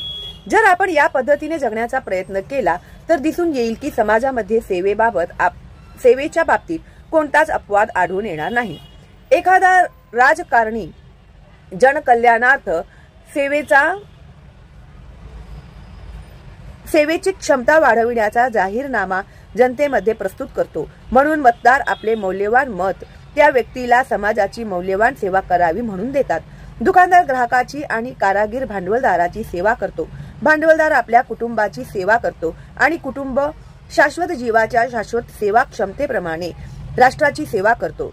अशा रीतीने आपण पाहू शकतो की कोणताही जीव एक दुसऱ्याची सेवा करण्यापासून अपवाद नाही आणि म्हणून आपण निर्धास्तपणे असा निष्कर्ष काढू शकतो की सेवाभाव हा जीवाचा नित्य सहयोगी आहे आणि सेवा करणे हा जीवाचा सनातन धर्म आहे. तरीही मनुष्य विशिष्ट काळ आणि परिस्थितीप्रमाणे विशिष्ट पद्धतीच्या धर्माचा स्वीकार करतो आणि याप्रमाणे स्वतःला हिंदू, मुस्लिम, ख्रिश्चन, बौद्ध किंवा इतर प्रकारच्या सांप्रदायिक पंथाचा मानतो. अशा ह्या उपाधी म्हणजे सनातन धर्म नव्हे. एखादा हिंदू आपली श्रद्धा बदलून मुस्लिम किंवा एखादा मुस्लिम हिंदू अथवा ख्रिश्चन स्वतःची श्रद्धा बदलून काहीही बनू शकतो इत्यादी. परंतु कोणत्याही परिस्थितीत धार्मिक श्रद्धा बदलल्याने जीवाचा इतरांची सेवा करण्याचा हा शाश्वत गुणधर्म बदलूच शकत नाही. हिंदू, मुस्लिम किंवा ख्रिश्चन हे कोणत्याही परिस्थितीत कोणाचे न कोणाचे तरी सेवक आहेतच. याप्रमाणे एखाद्या विशिष्ट धर्मावर श्रद्धा असणे म्हणजे त्या जीवाचा तो सनातन धर्म आहे असे नाही, तर सेवा करणे हाच जीवाचा सनातन धर्म आहे. खरे तर आपण सेवाभावामध्येच भगवंताशी संबंधित आहोत. भगवंत सर्वश्रेष्ठ भोक्ता आहेत आणि आपण जीव त्यांचे सेवक आहोत. आपली निर्मिती ही त्यांच्या भोगासाठी झाली आहे आणि जर आपण भगवंतांच्या शाश्वत आनंदामध्ये सहभागी झालो तरच आपण आनंदी होऊ शकतो. याखेरीज आपण आनंदी होऊ शकत नाही. ज्याप्रमाणे शरीराचा कोणताही अवयव उदराशी सहकार्य केल्याशिवाय आनंदी होऊ शकत नाही, त्याचप्रमाणे स्वतंत्रपणे कोणीच आनंद प्राप्ती करू शकत नाही. जीवाला भगवंताची दिव्य प्रेममयी सेवा केल्या वाचून आनंदी होणे शक्यच नाही. भगवद्गीतेमध्ये 7.20 देवदेवतांची सेवा किंवा पूजा करण्यास मान्यता नाही. कामैस्तैस्तैर्हृदत ज्ञानः प्रपद्यन्ते न्यदेवताः तं तं नियममास्थाय प्रकृत्या नियताः स्वया. ज्यांची बुद्धिमत्ता भौतिक विषय वासनायुक्त इच्छांनी हिरावून घेतली आहे ते देवतांना शरण जातात आणि स्वतःच्या मताप्रमाणे विशिष्ट विधी विधानांचे पालन करतात. या ठिकाणी स्पष्टपणे सांगण्यात आले आहे की भौतिक इच्छांनी प्रेरित झालेले लोक भगवान श्रीकृष्णांची पूजा न करता देवतांची पूजा करतात. जेव्हा आम्ही श्रीकृष्ण नावाचा उल्लेख करतो तेव्हा ते नाव कोणत्याही संप्रदायाला उद्देशून म्हणत नाही. श्रीकृष्ण म्हणजे सर्वोच्च आनंदाचे भांडार किंवा आनंद सरोवर होय आणि याची पुष्टी शास्त्राने केली आहे. आपण सर्वजण आनंद प्राप्तीसाठी धडपडत असतो. आनंद योगाभ्यासात वेदांत सूत्र 1.1.12 भगवंतांप्रमाणेच जीव हे चेतनायुक्त आहेत, पण ते आनंदाच्या शोधात आहेत. भगवंत हे नित्य आनंदीच आहेत आणि जर जीवांनी त्यांचा संग केला तर जीव सुद्धा आनंदी होतात. अशा मर्त्य जगामध्ये वृंदावनातील आनंदमयी लीला दाखविण्यासाठी भगवंत अवतार घेतात. भगवान श्रीकृष्ण ज्यावेळी वृंदावनामध्ये होते त्यावेळी त्यांनी आपल्या गोपमित्र, गोपिका, वृंदावनातील निवासी आणि गायी यांच्याबरोबर ज्या लीला केल्या त्या पूर्ण आनंदमयी होत्या. वृंदावनातील सर्व निवासी श्रीकृष्णांशिवाय इतर काही जाणतच नव्हते. इतकेच नव्हे तर भगवान श्रीकृष्णांनी आपले पिता नंद महाराज यांना इंद्रदेवाची पूजा करण्यापासून देखील परावृत्त केले, कारण त्यांना ही वस्तुस्थिती दाखवून द्यायची होती की लोकांनी कोणत्याही देवतांची पूजा करण्याची गरज नाही. त्यांनी भगवंतांचीच पूजा करणे आवश्यक आहे, कारण त्यांचे अंतिम ध्येय भगवत धामास जाणे हे आहे. भगवान श्रीकृष्णांच्या धामाबद्दल भगवद्गीतेमध्ये 15व्या अध्यायाच्या 6व्या श्लोकामध्ये वर्णन केले आहे की 15.6 न तद्भासयते सूर्यो न शशांको न पावकः यद्गत्वा न निवर्तन्ते तद्धाम परमं मम. माझ्या परमधामाला सूर्य, चंद्र, अग्नी किंवा विद्युत शक्ती हे प्रकाशित करीत नाहीत. जे या परमधामात प्रवेश करतात ते पुन्हा कधीच या भौतिक जगामध्ये परत येत नाहीत. या श्लोकामध्ये शाश्वत आकाशाबद्दल वर्णन करण्यात आले आहे. अर्थात आकाशाबद्दलची आपली संकल्पना भौतिक आहे आणि आकाशाचा विचार आपण सूर्य, चंद्र, तारे इत्यादींच्या संबंधात करतो. पण या श्लोकामध्ये भगवंत सांगतात की शाश्वत आकाशामध्ये चंद्र, सूर्य किंवा अग्नीची गरज नाही, कारण आध्यात्मिक जग भगवंतापासून निघणाऱ्या दिव्य किरणांमुळे म्हणजेच ब्रह्मज्योतीमुळे प्रकाशित झालेले आहे. आपण महत्प्रयासाने इतर ग्रहांवर जाण्याचा प्रयत्न करीत आहोत, परंतु या इतके भगवंतांच्या परमधामाला जाणणे अवघड नाही. या परमधामाला गोलोक असे म्हटले जाते. ब्रह्मसंहितेमध्ये 5.37 याचे अत्यंत सुंदर वर्णन करण्यात आले आहे. गोलोक एव निवसत्य खिलात्म भूतः. भगवंत नित्य गोलोकामध्ये निवास करतात, तरी सुद्धा या जगातूनही आपण त्यांना गाठू शकतो आणि यासाठीच भगवंत आपल्या मूळ सच्चिदानंद विग्रह स्वरूपामध्ये अवतीर्ण होतात. जेव्हा ते आपले स्वरूप प्रकट करतात तेव्हा ते कसे दिसतात याबद्दल तर्क करणे व्यर्थ आहे.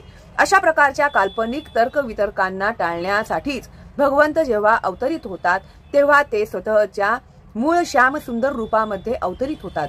दुर्दैवाने ज्यावेळी भगवंत आपल्यापैकीच एक म्हणून अवतीर्ण होतात आणि एका मानवाप्रमाणेच लीला करतात तेव्हा अल्पबुद्धी लोक त्यांचा उपहास करतात. परंतु असे असले तरी भगवंतांना आपण आपल्यापैकीच एक आहेत असे समजू नये. भगवंत स्वतः सर्व शक्तिमान असल्याने ते आपल्या समक्ष स्वतःच्या मूळ रूपात प्रकट होऊन लीला करतात. त्यांच्या या लीला गोलोकातील लीलांप्रमाणेच असतात. दिव्य आध्यात्मिक आकाशातील दैदिप्यमान किरणांमध्ये अनंत ग्रहलोक आहेत. परमधाम कृष्ण लोकामधून ब्रह्मज्योतीचे किरण उत्सर्जित होतात व या किरणांमध्ये आनंदमय चिन्मय असे दिव्य ग्रहलोक तरंगत असतात. भगवंत सांगतात की न तद्भासयते सूर्यो न शशांको न पावकहा यद्गत्वा न निवर्तन्ते तद्धाम परमम्मम. जो या आध्यात्मिक दिव्य विश्वामध्ये जातो त्याला पुन्हा या भौतिक विश्वामध्ये येण्याची गरज नाही. भौतिक विश्वामधील चंद्रच काय तर अत्युच्च अशा ब्रह्मलोकामध्ये जरी आपण पोहोचलो तरी आपल्याला जन्म मृत्यू वृद्धत्व आणि व्याधी या अवस्था आढळतात. भौतिक जगतातील कोणताही ग्रह या 4 अवस्थांतून मुक्त नाही. जीव हे एका ग्रहावरून दुसऱ्या ग्रहावर भ्रमण करीत असतात, पण ते आपल्या इच्छेनुसार कोणत्याही यंत्राच्या सहाय्याने प्रवास करू शकत नाहीत. आपल्याला एका ग्रहावरून दुसऱ्या ग्रहावर जायचे असल्यास त्यासाठी विशिष्ट पद्धती आहे. याचाही उल्लेख गीतेमध्ये करण्यात आला आहे. यांती देवव्रता देवान पितृन यांती पितृव्रताः. आंतरग्रहीय प्रवासासाठी यंत्राची आवश्यकता नाही. गीता सांगते की यांती देवव्रत देवान. चंद्र सूर्य आणि इतर उच्चस्तरीय ग्रहांना स्वर्गलोक म्हटले जाते. ग्रह मालिकांच्या उच्च मध्य आणि निम्न अशा 3 निरनिराळ्या पातळ्या आहेत. पृथ्वी हा ग्रह मध्य पातळीमध्ये येतो. भगवद्गीता आपल्याला कोणत्याही उच्चतर ग्रहावर देवलोक अत्यंत सहजपणे कसे जावे याबद्दल सांगते की यांती देवव्रता देवान. एखाद्याने विशिष्ट ग्रहावरील विशिष्ट अशा देवतेची उपासना करावी आणि याप्रमाणे चंद्र सूर्य किंवा इतर कोणत्याही उच्चतर ग्रहाची प्राप्ती करावी. तरी पण भगवद्गीता आपल्याला भौतिक जगातील कोणत्याही ग्रहावर जाण्याचा सल्ला देत नाही. कारण जरी भौतिक जगातील अत्युच्च अशा ब्रह्मलोकामध्ये आपण कोणत्याही यांत्रिक साधनाच्या सहाय्याने 40,000 वर्षाचा प्रवास आणि इतका दीर्घकाळ जगतो तरी प्रवास करून गेलो तरी आपल्याला जन्म मृत्यू जरा आणि व्याधी हे भौतिक ताप आढळतीलच. परंतु जो सर्वोच्च अशा कृष्ण लोकांची किंवा आध्यात्मिक विश्वातील इतर कोणत्याही ग्रह लोकाची प्राप्ती करतो त्याला हे भौतिक ताप त्या ठिकाणी आढळणारच नाही. आध्यात्मिक विश्वातील इतर ग्रह लोकांमध्ये जो सर्वोच्च लोक आहे त्याला गोलोक वृंदावन म्हटले जाते व हे आदिपुरुष भगवान श्रीकृष्ण यांचे मूळ निवासस्थान आहे.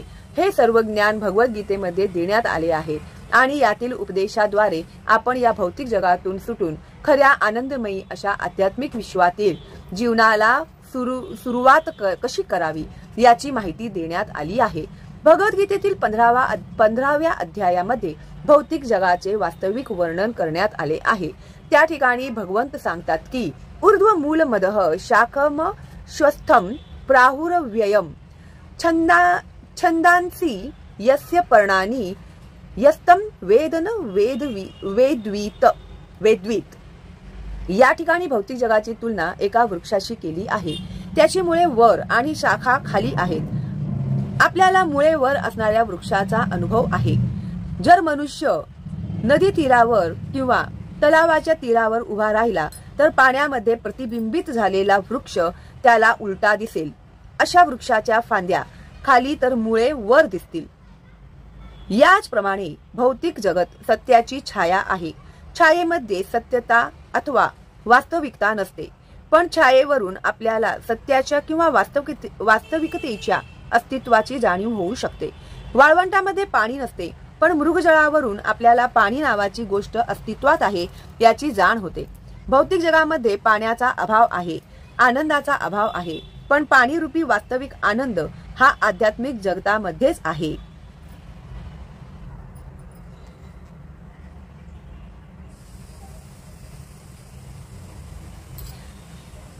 ज्याप्रमाणे मनुष्य जुन्या वस्त्रांचा त्याग करून नवीन वस्त्रे धारण करतो त्याप्रमाणे आत्माही जुन्या आणि निरुपयोगी शरीराचा त्याग करून नवीन भौतिक शरीर धारण करतो.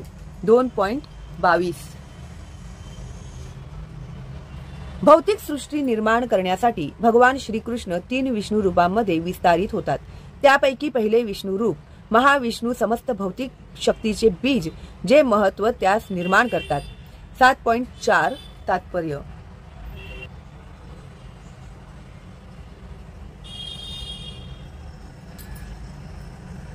जगातील समस्त भौतिक क्रिया भौतिक प्रकृतीच्या 3 गुणांच्या अधिपत्याखाली घडून येतात. जरी प्रकृतीचे हे 3 गुण भगवंताकडूनच आले आहेत, तरी परम भगवान श्रीकृष्ण त्यांच्या नियंत्रणाखाली नाहीत. 7.12 तात्पर्य.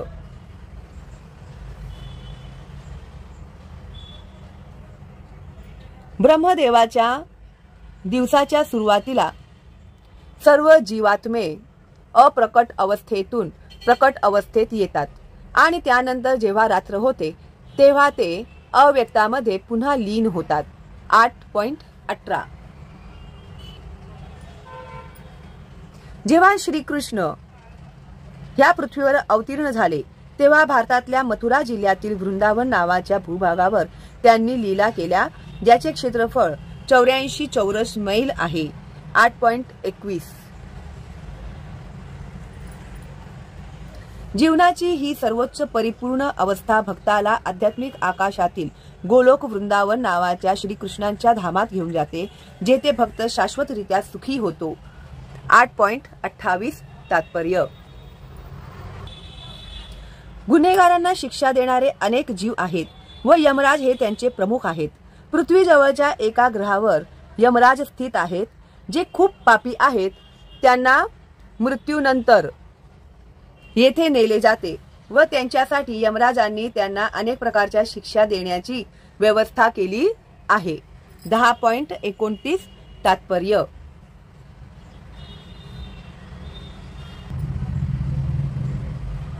मी सर्व आध्यात्मिक व भौतिक जगांचा स्रोत आहे. सर्व काही माझ्यापासून निघते. जे बुद्धिमान लोक हे परिपूर्णरित्या जाणतात ते माझ्या भक्तिमय सेवेत रममाण होतात आणि पूर्ण हार्दिकतेने माझी आराधना करतात.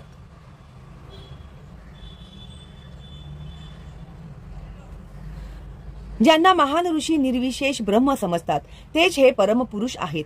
त्यांनाच भक्तगण पूर्ण पुरुषोत्तम भगवान म्हणून ओळखतात व सामान्य लोक त्यांना भौतिक प्रकृतीपासून निर्माण झालेले व्यक्ती समजतात.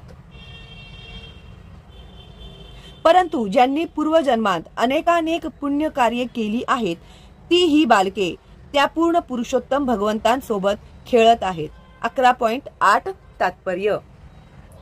हे विश्वेश्वर, हे विश्वरूप, तुमच्या देहामध्ये मी अमर्यादित आणि सर्वत्र पसरलेल्या असंख्य भुजा, मुख आणि नेत्रांना पाहतो आहे. तुमच्यामध्ये मला आदी, मध्य आणि अंत काहीच दिसत नाही. 11.16 तात्पर्य. ह्या शरीरात एक अन्य दिव्य भोक्ता आहे, जो भगवंत व परम स्वामी आहे, जो देखरेख करतो व अनुमती देतो व ज्याला परमात्मा म्हणून ओळखले जाते. 13.23.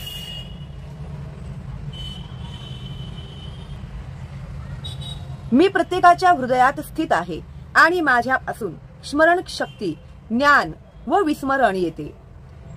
सर्व वेदांद्वारे मलाच जाणावयाचे आहे. खरोखर मीच वेदांताचा रचनाकार आहे व वेदांना जाणणाराही मीच आहे. 15.15. भगवंत आपल्याला वैकुंठ जगताची प्राप्ती पुढील पद्धतीने करून घेण्याचे सुचवितात. भगवद्गीता 15.5. निर्माण मोहा जितसंग दोषा आध्यात्म नित्या विनिवृत्त कामाः द्वंद्वैर्विमुक्ताः सुख दुःख संज्ञैर्गच्छन्त्य मूढाः पदम व्ययम तत्. पदम अव्ययम किंवा शाश्वत जगताची प्राप्ती फक्त जो निर्माण मोह आहे तोच करू शकतो. याचा अर्थ काय आहे? आपण सर्वजण विविध उपाधींच्या मागे लागलो आहोत. कुणाला साहेब बनायचे आहे, कुणाला मालक बनायचे आहे, कुणाला अध्यक्ष, तर कुणाला श्रीमंत, तर कुणाला राजा आणि कुणाला काय बनण्याची इच्छा असते. जोपर्यंत आपण या उपाधींवर आसक्त असतो तोपर्यंत आपण या शरीरावर आसक्त असतोच, कारण या उपाधी फक्त शारीरिक स्तरावरच लागू पडतात. पण आपण म्हणजे हे शरीर नाही हे जाणून घेणे ही आध्यात्मिक साक्षात्काराची पहिली पायरी आहे. आपण भौतिक प्रकृतीच्या 3 गुणांच्या संसर्गात आहोत, पण भगवद्गीतेद्वारे आपण यातून अनासक्त झाले पाहिजे. जर आपण भगवद्गीतेमध्ये आसक्त झालो नाही तर आपण भौतिक प्रकृतीच्या 3 गुणांपासून अनासक्त राहू शकत नाही. उपाधी आणि आसक्ती ही आपल्यातील कामवासना आणि भौतिक प्रकृतीवर प्रभुत्व गाजविण्याच्या इच्छेमुळेच असते. जोपर्यंत आपण भौतिक प्रकृतीवर स्वामित्व गाजविण्याच्या इच्छेचा त्याग करीत नाही तोपर्यंत सनातन धाम किंवा भगवत धामामध्ये आपण प्रवेश करू शकण्याचा प्रश्नच उद्भवत नाही. भ्रामक भौतिक उपभोगाच्या आकर्षणामुळे जो गोंधळून जात नाही आणि जो भगवत सेवेमध्ये रत झाला आहे तोच अशा अविनाशी शाश्वत धामाची प्राप्ती करू शकतो. याप्रमाणे स्थित झालेला सहजपणे परमधामाची प्राप्ती करू शकतो. भगवद्गीतेमध्ये अन्यत्र सांगण्यात आले आहे की अव्यक्तोक्षरः इत्युक्तस्तमाहुः परमां गतिं यम प्राश्य न निवर्तन्ते तद्धाम परमं मम. अव्यक्त म्हणजे प्रकट न झालेले. आपल्याला संपूर्ण भौतिक जगताचेही ज्ञान झालेले नाही. आपली इंद्रिये इतकी अपूर्ण आहेत की आपण या ब्रह्मांडातील सर्व तारे सुद्धा पाहू शकत नाही. वैदिक साहित्यामधून आपल्याला सर्व ग्रह ताऱ्यांबद्दल संपूर्ण माहिती प्राप्त होऊ शकते आणि यावर कुणाचा विश्वास असो अथवा नसो सर्व महत्त्वपूर्ण ग्रहांचे वर्णन यामध्ये विशेषतः श्रीमद भागवतात करण्यात आले आहे. त्या ठिकाणी या भौतिक विश्वपलीकडील आध्यात्मिक जगताचे वर्णन अव्यक्त किंवा अप्रकट म्हणून करण्यात आले आहे. एखाद्याने अशा परमधामाची प्राप्ती करण्यासाठी प्रयत्न केला पाहिजे, कारण जो कोणी त्या धामाची प्राप्ती करतो त्याला पुन्हा या भौतिक जगात परतावे लागत नाही. यानंतर एखाद्याला अशा भगवत धामाची प्राप्ती कशी करावी असा प्रश्न पडेल तर याबद्दलची माहिती 8व्या अध्यायात देण्यात आली आहे. अंतकालेच मामेव स्मरण मुक्त्वा कलेवरम यः प्रयाति स मद्भावम याति नास्त्यत्र संशयः. आयुष्याच्या शेवटी जो कोणी माझे स्मरण करीत देह त्याग करतो तो तत्काळ माझ्या धामाची प्राप्ती करतो, यात काहीच संशय नाही. भगवद्गीता 8.5. मृत्यूसमयी जो श्रीकृष्णाचे स्मरण करतो तो श्रीकृष्णांना प्राप्त होतो. मनुष्याने भगवान श्रीकृष्णांच्या दिव्य स्वरूपाचे स्मरण करणे आवश्यक आहे. ज्याने दिव्य स्वरूपाचे चिंतन करीत देह त्याग केला आहे त्याला नक्कीच आध्यात्मिक धामाची प्राप्ती होते. मद्भावम शब्द परमपुरुषाच्या परमप्रकृतीला उद्देशून योजण्यात आला आहे. परमपुरुष हा सच्चिदानंद विग्रह आहे, म्हणजेच त्यांचे स्वरूप शाश्वत, ज्ञानमय आणि आनंदमय आहे. आपले वर्तमान शरीर सच्चिदानंदारूपी नंदरूपी नाही. हे शरीर सत नसून असत आहे, शाश्वत नसून नश्वर आहे आणि चित्त किंवा ज्ञानमय नसून पूर्णपणे अज्ञानमय आहे. आपल्याला आध्यात्मिक जगताचे ज्ञान तर नाहीच आणि या भौतिक जगाबद्दलही पूर्ण ज्ञान नाही, कारण या ठिकाणी आपल्याला अज्ञान अशा अद्याप कितीतरी गोष्टी आहेत. शरीर सुद्धा निरानंद म्हणजे पूर्ण आनंदमय असण्याऐवजी पूर्णपणे कष्टमय आहे. या शरीरामुळेच आपल्याला भौतिक जगामधील सर्व गोष्टी अनुभवावयास लागतात. पण जो भगवान श्रीकृष्णांचे स्मरण करीत शरीराचा त्याग करतो त्याला तात्काळ सच्चिदानंद शरीराची प्राप्ती होते. या देहाचा त्याग आणि दुसऱ्या देहाची प्राप्ती करण्याचा या भौतिक जगातील मार्ग सुद्धा व्यवस्थितपणे ठरविण्यात आला आहे. पुढील जन्मी मनुष्याला कोणत्या प्रकारचा देह प्राप्त होईल हे ठरल्यानंतरच मनुष्याचा मृत्यू होतो आणि याचा निर्णय स्वतः जीव घेत नसून उच्चतर अधिकारी घेतात. या जन्मातील कर्मानुसार आपली प्रगती अथवा अधोगती हा जन्म म्हणजे पुढील जन्माची पूर्व तयारीच आहे. म्हणून या जन्मी जर आपण भगवत धामाची प्राप्ती करण्याची तयारी केली तर वर्तमान देहाचा त्यागानंतर आपल्याला काहीच भगवंतांच्या दिव्य शरीराप्रमाणेच दिव्य शरीराची प्राप्ती होईल. पूर्वी सांगितल्याप्रमाणे निरनिराळ्या अध्यात्मवादी असतात. निरनिराळ्या प्रकारचे अध्यात्मवादी असतात. उदाहरणार्थ ब्रह्मवादी, परमात्मावादी व भक्त. आणि आधी सांगितल्याप्रमाणे ब्रह्मज्योतीमध्ये आध्यात्मिक जगतामध्ये अनंत असे ग्रहलोक असतात. या ग्रहलोकांची संख्या ही भौतिक जगातील ग्रहांपेक्षा खूप खूप पटीने मोठी आहे. हे भौतिक जग एकूण सृष्टीच्या 1/4 इतकेच आहे. एकांशेन स्थितो जगत या आंशिक भौतिक जगतामध्ये पण अब्जावधी जगतामध्ये पण अब्जावधी असे सूर्य, तारे आणि चंद्र असलेली लाखो कोट्यवधी ब्रह्मांडे आहेत. पण तरी सुद्धा एकूण निर्मितीच्या तुलनेत हे संपूर्ण भौतिक जगत म्हणजे एक लहानसा भाग आहे. अधिकांश निर्मिती ही आध्यात्मिक किंवा दिव्य धामाने व्यापण्यात आली आहे. ज्याला परमब्रह्मामध्ये विलीन होण्याची इच्छा आहे तो भगवंतांच्या ब्रह्मज्योतीला प्राप्त होतो आणि या प्रकारे आध्यात्मिक जगताची प्राप्ती करतो. जो भक्त भगवंतांच्या सान्निध्याची इच्छा करतो तो असंख्य अशा वैकुंठ लोकांत प्रवेश करतो.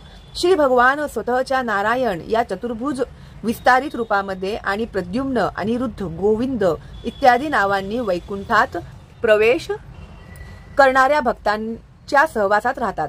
म्हणून मृत्यूच्या शेवटच्या क्षणी अध्यात्मवादी ब्रह्मज्योती, परमात्मा किंवा भगवान श्रीकृष्ण यांचे चिंतन करतात. सर्वच बाबतीत जो आध्यात्मिक जगतामध्ये प्रवेश करतात, परंतु जो भक्त आहे किंवा जो साक्षात भगवंताशी संबंधित आहे तोच वैकुंठ लोकांमध्ये अथवा गोलोक वृंदावन धामात प्रवेश करतो. भगवंत पुढे सांगतात की या बाबतीत कोणीही संशय घेऊ नये आणि यावर आपला दृढ विश्वास असला पाहिजे. आपल्या कल्पनांशी सुसंगत अशी गोष्ट नाही म्हणून आपण ती नाकारू नये. आपली मनोवृत्ती अर्जुनाप्रमाणे असली पाहिजे. तुम्ही जे सांगत आहात त्या सर्व गोष्टींवर माझा पूर्ण विश्वास आहे. म्हणून ज्यावेळी भगवंत सांगतात की जो कोणी मृत्यूसमयी ब्रह्म, परमात्मा किंवा भगवान म्हणून माझे चिंतन करतो तो नक्कीच आध्यात्मिक जगतामध्ये प्रवेश करतो, याबद्दल कोणीही संशय ठेवू नये. याबद्दल अविश्वास व्यक्त करण्याचा प्रश्नच उद्भवत नाही. भगवंतांचे मृत्यूसमयी केवळ स्मरण केल्याने आध्यात्मिक जगतामध्ये सहजपणे प्रवेश होऊ शकेल या सर्वसामान्य सिद्धांत भगवद्गीतेतही 8.6 सांगितलेला आहे. यम यम वापी स्मरण भावम त्यजत्यन्ते क्लेवरम तम तमे वैती कांतय्य सदा तद्भाव भावितः. ज्या भावाचे स्मरण करीत एखादा वर्तमान देहाचा त्याग करतो त्याच भावस्थितीची प्राप्ती तो पुढील जन्मात निश्चितपणे करतो. ही भौतिक प्रकृती म्हणजे भगवंतांच्या अनेक शक्तींपैकी एका शक्तीची अभिव्यक्ती आहे हे आपण जाणणे आवश्यक आहे. विष्णू पुराणामध्ये 6, 17, 61 भगवंतांच्या संपूर्ण शक्तीचे विवेचन करण्यात आले आहे.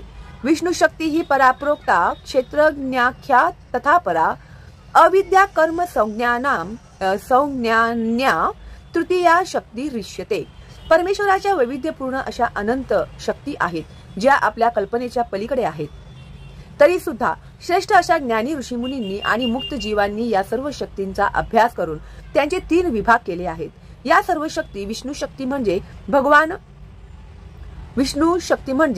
भगवान श्री विष्णूंच्या वैविध्यपूर्ण अशा अनंत शक्ती आहेत. प्रथम शक्ती म्हणजे परा आणि दिव्य आहे. पूर्वी सांगितल्याप्रमाणे जीव हे पराशक्तीमध्ये येतात. इतर शक्ती किंवा भौतिक शक्ती या तमोगुणांमध्ये येतात. मृत्यूसमयी आपण या भौतिक जगातील कनिष्ठ शक्तीमध्ये राहू शकतो अथवा आध्यात्मिक जगातील दिव्य शक्तीची प्राप्ती करू शकतो. म्हणून भगवद्गीता 8.6 सांगते की यम यम वापी स्मरण भावम त्यजत्यन्ते कलेवरम तम तमे वैती कांतेय सदा तद्भाव भावितः. ज्या भावाचे स्मरण करत एखादा वर्तमान देहाचा त्याग करतो त्याच भावस्थितीची प्राप्ती तो पुढील जन्मात निश्चितपणे करतो. आपल्याला जीवनामध्ये एकतर भौतिक किंवा आध्यात्मिक जगताबद्दल चिंतन करण्याची सवय असते. आपल्याला जर भौतिक जगताबद्दल चिंतन न करता आध्यात्मिक जगताबद्दल चिंतन करायचे असेल तर ते कसे करावे? आपल्याकडील विपुल साहित्य आहे जे आपल्याला विचारांच्या मायाशक्तीने वृत्तपत्रे, मासिके, कादंबऱ्या इत्यादी व्यापून टाकते. आपण या साहित्यातील लक्ष काढून वैदिक साहित्यामध्ये आपली विचारशक्ती गुंतवली पाहिजे आणि यासाठीच थोर ऋषी, महर्षींनी पुराणे इत्यादी पुष्कळ वैदिक साहित्याची रचना केली आहे. पुराणे ही काल्पनिक नसून ती ऐतिहासिक आहेत. चैतन्य चरितामृतामध्ये मध्य 20.122 पुढील श्लोक आढळतो. माया मुग्ध जीवेर नाही स्वतः कृष्ण ज्ञान जीवे रे कृपया कैला कृष्ण वेद पुराण. स्मृतिभ्रष्ट किंवा मायामुग्ध जीवांना किंवा बद्ध जीवांना त्यांच्या परमेश्वराशी असणाऱ्या संबंधांचे विस्मरण झाले आहे आणि जीव हे भौतिक कार्य करण्यातच मग्न झाले आहेत. जीवांची विचारशक्ती अथवा भावना आध्यात्मिक दिव्य जगताकडे वळवण्यासाठी कृष्ण द्वैपायन व्यासांनी विपुल वैदिक साहित्य दिले आहे. सर्वप्रथम त्यांनी वेदांचे चार विभाग केले. नंतर त्यांचे विश्लेषण पुराणामध्ये केले आणि अल्पबुद्धी लोकांसाठी त्यांनी महाभारत लिहिले. महाभारतामध्येच भगवद्गीता सांगण्यात आली. यानंतर संपूर्ण वैदिक साहित्य सारांश रूपात वेदांत सूत्रामध्ये सांगितले आणि भावी मार्गदर्शनासाठी वेदांत सूत्रावर सहज आणि सुंदर अशी श्रीमद भागवत नामक व्याख्या लिहिली. या वैदिक शास्त्रांचे चिंतन, मनन आणि अध्ययन करण्यामध्येच आपण आपले मन गुंतविले पाहिजे.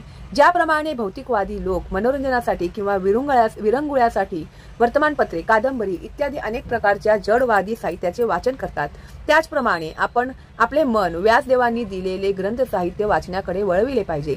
आणि असे केल्यानेच आपण मृत्यूच्या अंतिम क्षणी भगवंतांचे स्मरण करू शकू. भगवंतांनी सुचविलेला हा एकच मार्ग आहे आणि त्याच्या यशाच्या खात्रीबद्दल भगवंत सांगतात की याबद्दल मुळीच संदेह नाही. तस्मात् सर्वेषु कालेषु माम सुस्मर युद्धच मय्यर्पित मनोबुद्धी मामेव वैश्यस्य संशयः. म्हणून अर्जुना, तू नित्य माझे कृष्ण रूपामध्ये चिंतन करून युद्ध करण्याच्या कर्तव्याचे पालन केले पाहिजे. तुझे कार्य मला अर्पण केल्यामुळे आणि मन व बुद्धी माझ्यावर केंद्रित केल्यामुळे तू निसंदेह माझी प्राप्ती करशील. भगवद्गीता 8.7. अर्जुनाने त्याच्या कर्तव्याचा त्याग करून फक्त भगवंतांचेच स्मरण करावे असे भगवंत त्याला सांगत नाहीत. भगवंत कोणतीही अव्यवहार्य गोष्ट कधीच सांगत नाहीत. या भौतिक जगामध्ये शरीराचे पालन पोषण करण्यासाठी प्रत्येकाला कर्म हे केलेच पाहिजे. कर्मानुसार मानवी समाजाचे ब्राह्मण, क्षत्रिय, वैश्य आणि शूद्र असे 4 वर्णामध्ये विभाजन करण्यात आले आहे. ब्राह्मण किंवा बुद्धिमान वर्ग एका विशिष्ट प्रकारचे कर्म करतात. क्षत्रिय किंवा प्रशासकीय वर्ग एका प्रकारचे विशिष्ट कर्म करतात आणि व्यापारी व कामगार शूद्र वर्ग त्यांचे विशिष्ट प्रकारचे कर्म करतात. मानवी समाजामध्ये जरी कोणी कामगार, व्यापारी, प्रशासक किंवा शेतकरी असेल अथवा उच्चवर्णीय साहित्यिक, वैज्ञानिक किंवा धर्मशास्त्र निपुण असला तरी त्याला स्वतःचे अस्तित्व टिकविण्यासाठी कर्म करावेच लागते. यासाठीच भगवंत अर्जुनाला सांगतात की त्याने त्याच्या कर्तव्याचा त्याग करण्याची गरज नाही, तर त्याचे पालन करतानाच भगवान श्रीकृष्णाचे चिंतन करणे आवश्यक आहे. माम नुस्मर. जर एखाद्याने स्वतःचे अस्तित्व टिकविण्याची धडपड करतेवेळी श्रीकृष्णांचे स्मरण करण्याचा सराव केला नाही तर त्याला मृत्यूसमयी भगवान श्रीकृष्णांचे स्मरण करणे शक्य होणार नाही. श्री चैतन्य महाप्रभूही हेच सुचवितात. ते सांगतात की कीर्तनीय सदा हरी. प्रत्येकाने भगवंतांच्या नामस्मरणाची सवय लावली पाहिजे. म्हणून भगवान श्रीकृष्णांनी अर्जुनाला सांगितलेला उपदेश माझे स्मरण कर आणि भगवान श्री चैतन्य महाप्रभूंनी सांगितलेला उपदेश नित्य भगवान श्रीकृष्णांचे नामस्मरण करा हे दोन्ही सारखेच आहेत. यामध्ये भेद मिळणार नाही, कारण कृष्ण आणि त्यांचे दिव्य नाम हे एकच आहेत. परमसत्याच्या स्तरावर नाम आणि नामी यामध्ये काहीच फरक नाही. म्हणून नित्य दिवसातील 24 तास भगवंतांचे नामस्मरण करून त्यांचे चिंतन करण्याचा अभ्यास केला पाहिजे. तसेच आपल्या जीवनातील सर्व कर्मे अशा रीतीने केले पाहिजेत की आपण त्यांचे नित्य स्मरण करू शकू. हे कसे शक्य आहे तर आचार्यजन या बाबतीत पुढीलप्रमाणे उदाहरण देतात. जर एखादी विवाहित स्त्री परपुरुषावर आसक्त असेल किंवा एखादा पुरुष स्वतःच्या पत्नी व्यतिरिक्त परस्त्रीवर आसक्त असेल तर या प्रकारची आसक्ती अत्यंत प्रबळ असते. अशा व्यक्ती आपल्या प्रियतमाबद्दल सतत चिंतन करीत असतात. अशी पत्नी ज्यावेळी आपली नित्य गृहकृत्ये करीत असते तेव्हा सुद्धा ती आपल्या प्रियकराला कसे भेटावे याबद्दल चिंतन करीत असते. वस्तुतः ती स्वतःची गृहकृत्ये इतक्या काळजीपूर्वक करीत असते की तिच्या पतीला सुद्धा तिच्याबद्दल संशय निर्माण होऊ नये.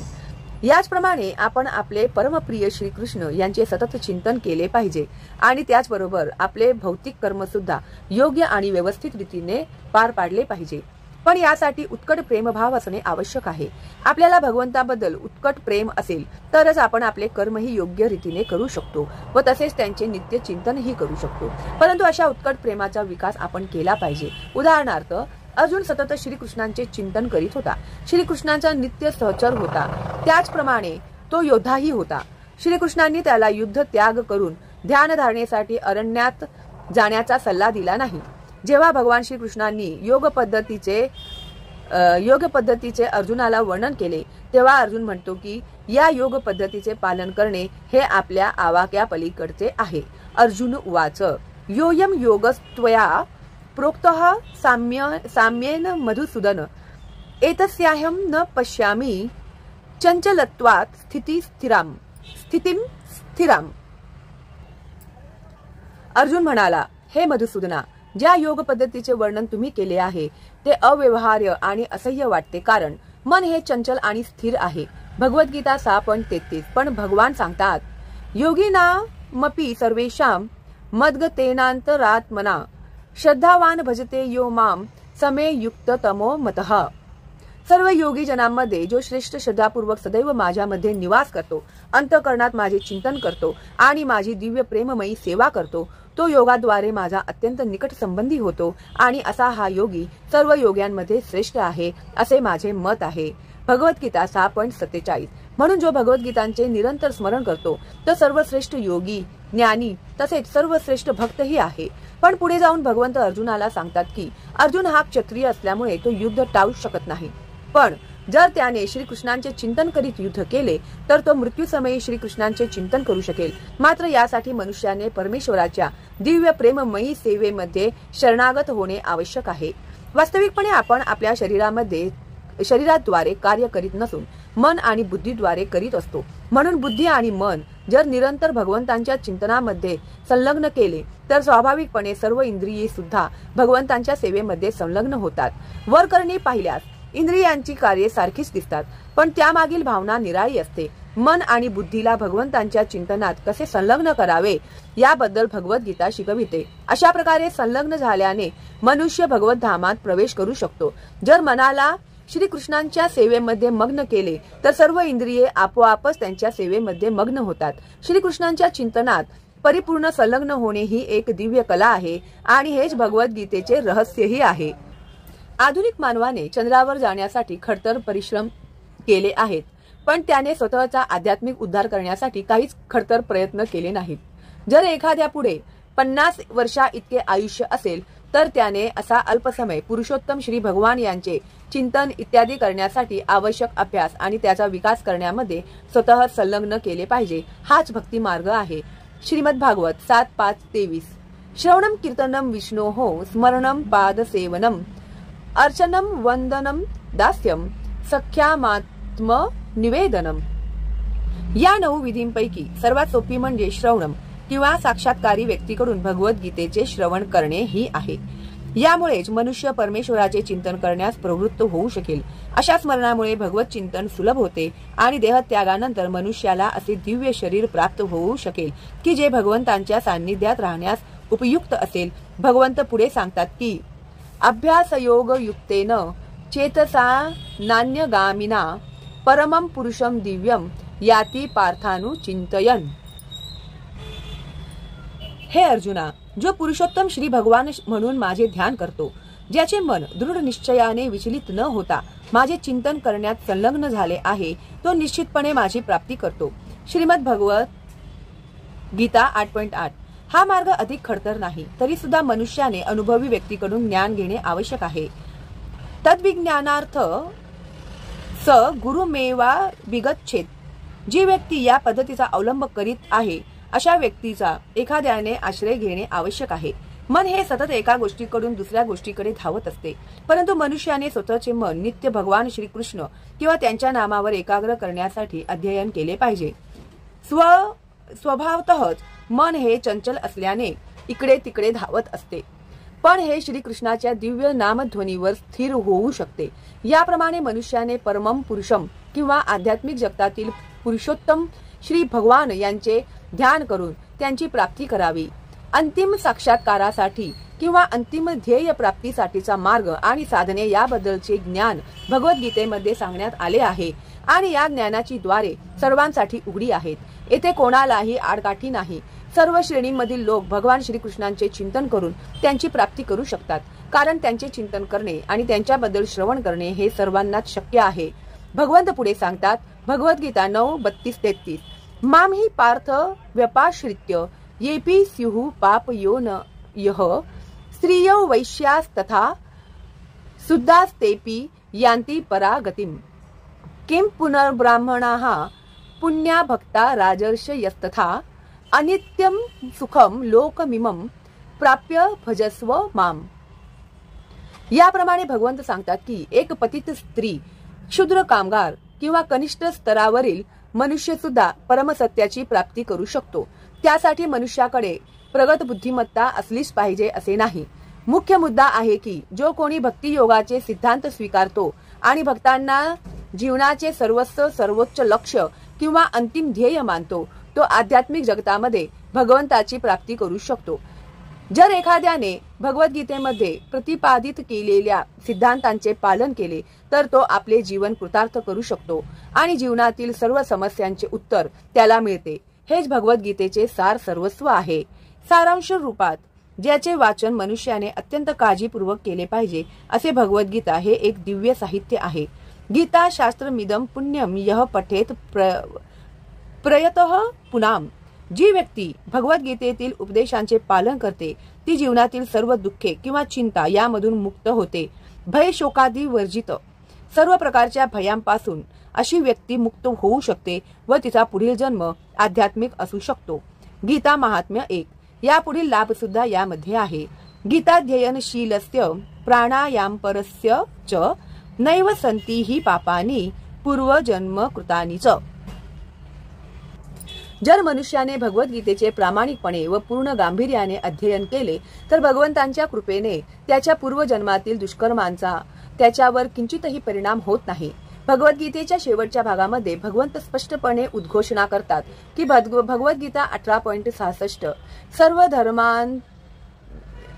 धर्मान् परित्यज्य मामेकं शरणं व्रज अहं त्वां सर्व पापेभ्यो मोक्षयिष्यामि मा शुचः। सर्व विविध प्रकारच्या धर्मांचा त्याग कर आणि फक्त मला शरण ये, मी तुझी सर्व पापकर्मांतून मुक्तता करीन। याबद्दल तू भय बाळगू नकोस। याप्रमाणे जो भगवंतांना शरण जातो त्याची जबाबदारी स्वतः भगवंत घेतात आणि अशा व्यक्तीची सर्व प्रकारच्या पापकर्मातून मुक्तता करतात। मलिने मोचनम पुसाम जलस्नानम दिने दिने सकृद्गीतामृतस्नानम संसार मलनाशनम। प्रतिदिन मनुष्य पाण्याने स्नान करून स्वच्छ होत असेल, परंतु जर एखाद्याने एकदा सुद्धा पवित्र जलरूपी भगवद्गीतेमध्ये स्नान केले तर त्याची भौतिक जीवनाची मलिनता पूर्णपणे नष्ट होते। गीता महात्म्य 3 गीता सुगीता कर्तव्या किमन्यैहि शास्त्र विस्तरैहि या स्वयं पद्मनाभस्य मुखपद्माद्वी निसृता। भगवद्गीता ही स्वतः पुरुषोत्तम श्री भगवान यांनी सांगितल्यामुळे एखाद्याने इतर कोणतेही वैदिक साहित्य वाचण्याची गरज नाही। केवळ व्यक्तीने लक्षपूर्वक आणि नियमितपणे भगवद्गीतेचे श्रवण आणि अध्ययन करणे आवश्यक आहे। वर्तमान युगामध्ये लोक भौतिक कार्यात इतके मग्न आहेत की त्यांना संपूर्ण वैदिक साहित्याचे वाचन करणे शक्य नाही आणि याची गरजही नाही। भगवद्गीता हा एक ग्रंथ पुरेसा आहे, कारण गीता ही संपूर्ण वैदिक ज्ञानाचे सार आहे। तसेच ती स्वतः पुरुषोत्तम भगवंतांनी सांगितली आहे। गीता महात्म्य 4 जसे म्हटले आहे, भारतामृत सर्वस्वम विष्णु वक्त्रा द्विनिःसृतम गीता गंजोदकम पित्वा पुनर्जन्म न विद्यते। जो गंगेचे पाणी प्राशन करतो त्याला मुक्ती प्राप्त होते, तर जो भगवद्गीतेचे अमृत प्राशन करतो त्याच्याबद्दल काय सांगावे। भगवद्गीता ही महाभारतातील अमृत आहे, कारण ती स्वतः आदि विष्णू भगवान श्री कृष्णांनी सांगितली आहे। गीता महात्म्य 5 भगवद्गीता ही पुरुषोत्तम श्री भगवान यांच्या मुखातून प्रकट होते, तर गंगा ही त्यांच्या चरणकमलातून उत्पन्न होते। अर्थात भगवंतांचे मुख आणि चरणकमल यामध्ये काहीच फरक नाही, पण निःपक्षपाती दृष्टिकोनातून पाहिल्यास आपल्याला हे लक्षात येईल की भगवद्गीता ही गंगाजलापेक्षाही अधिक महत्त्वपूर्ण आहे।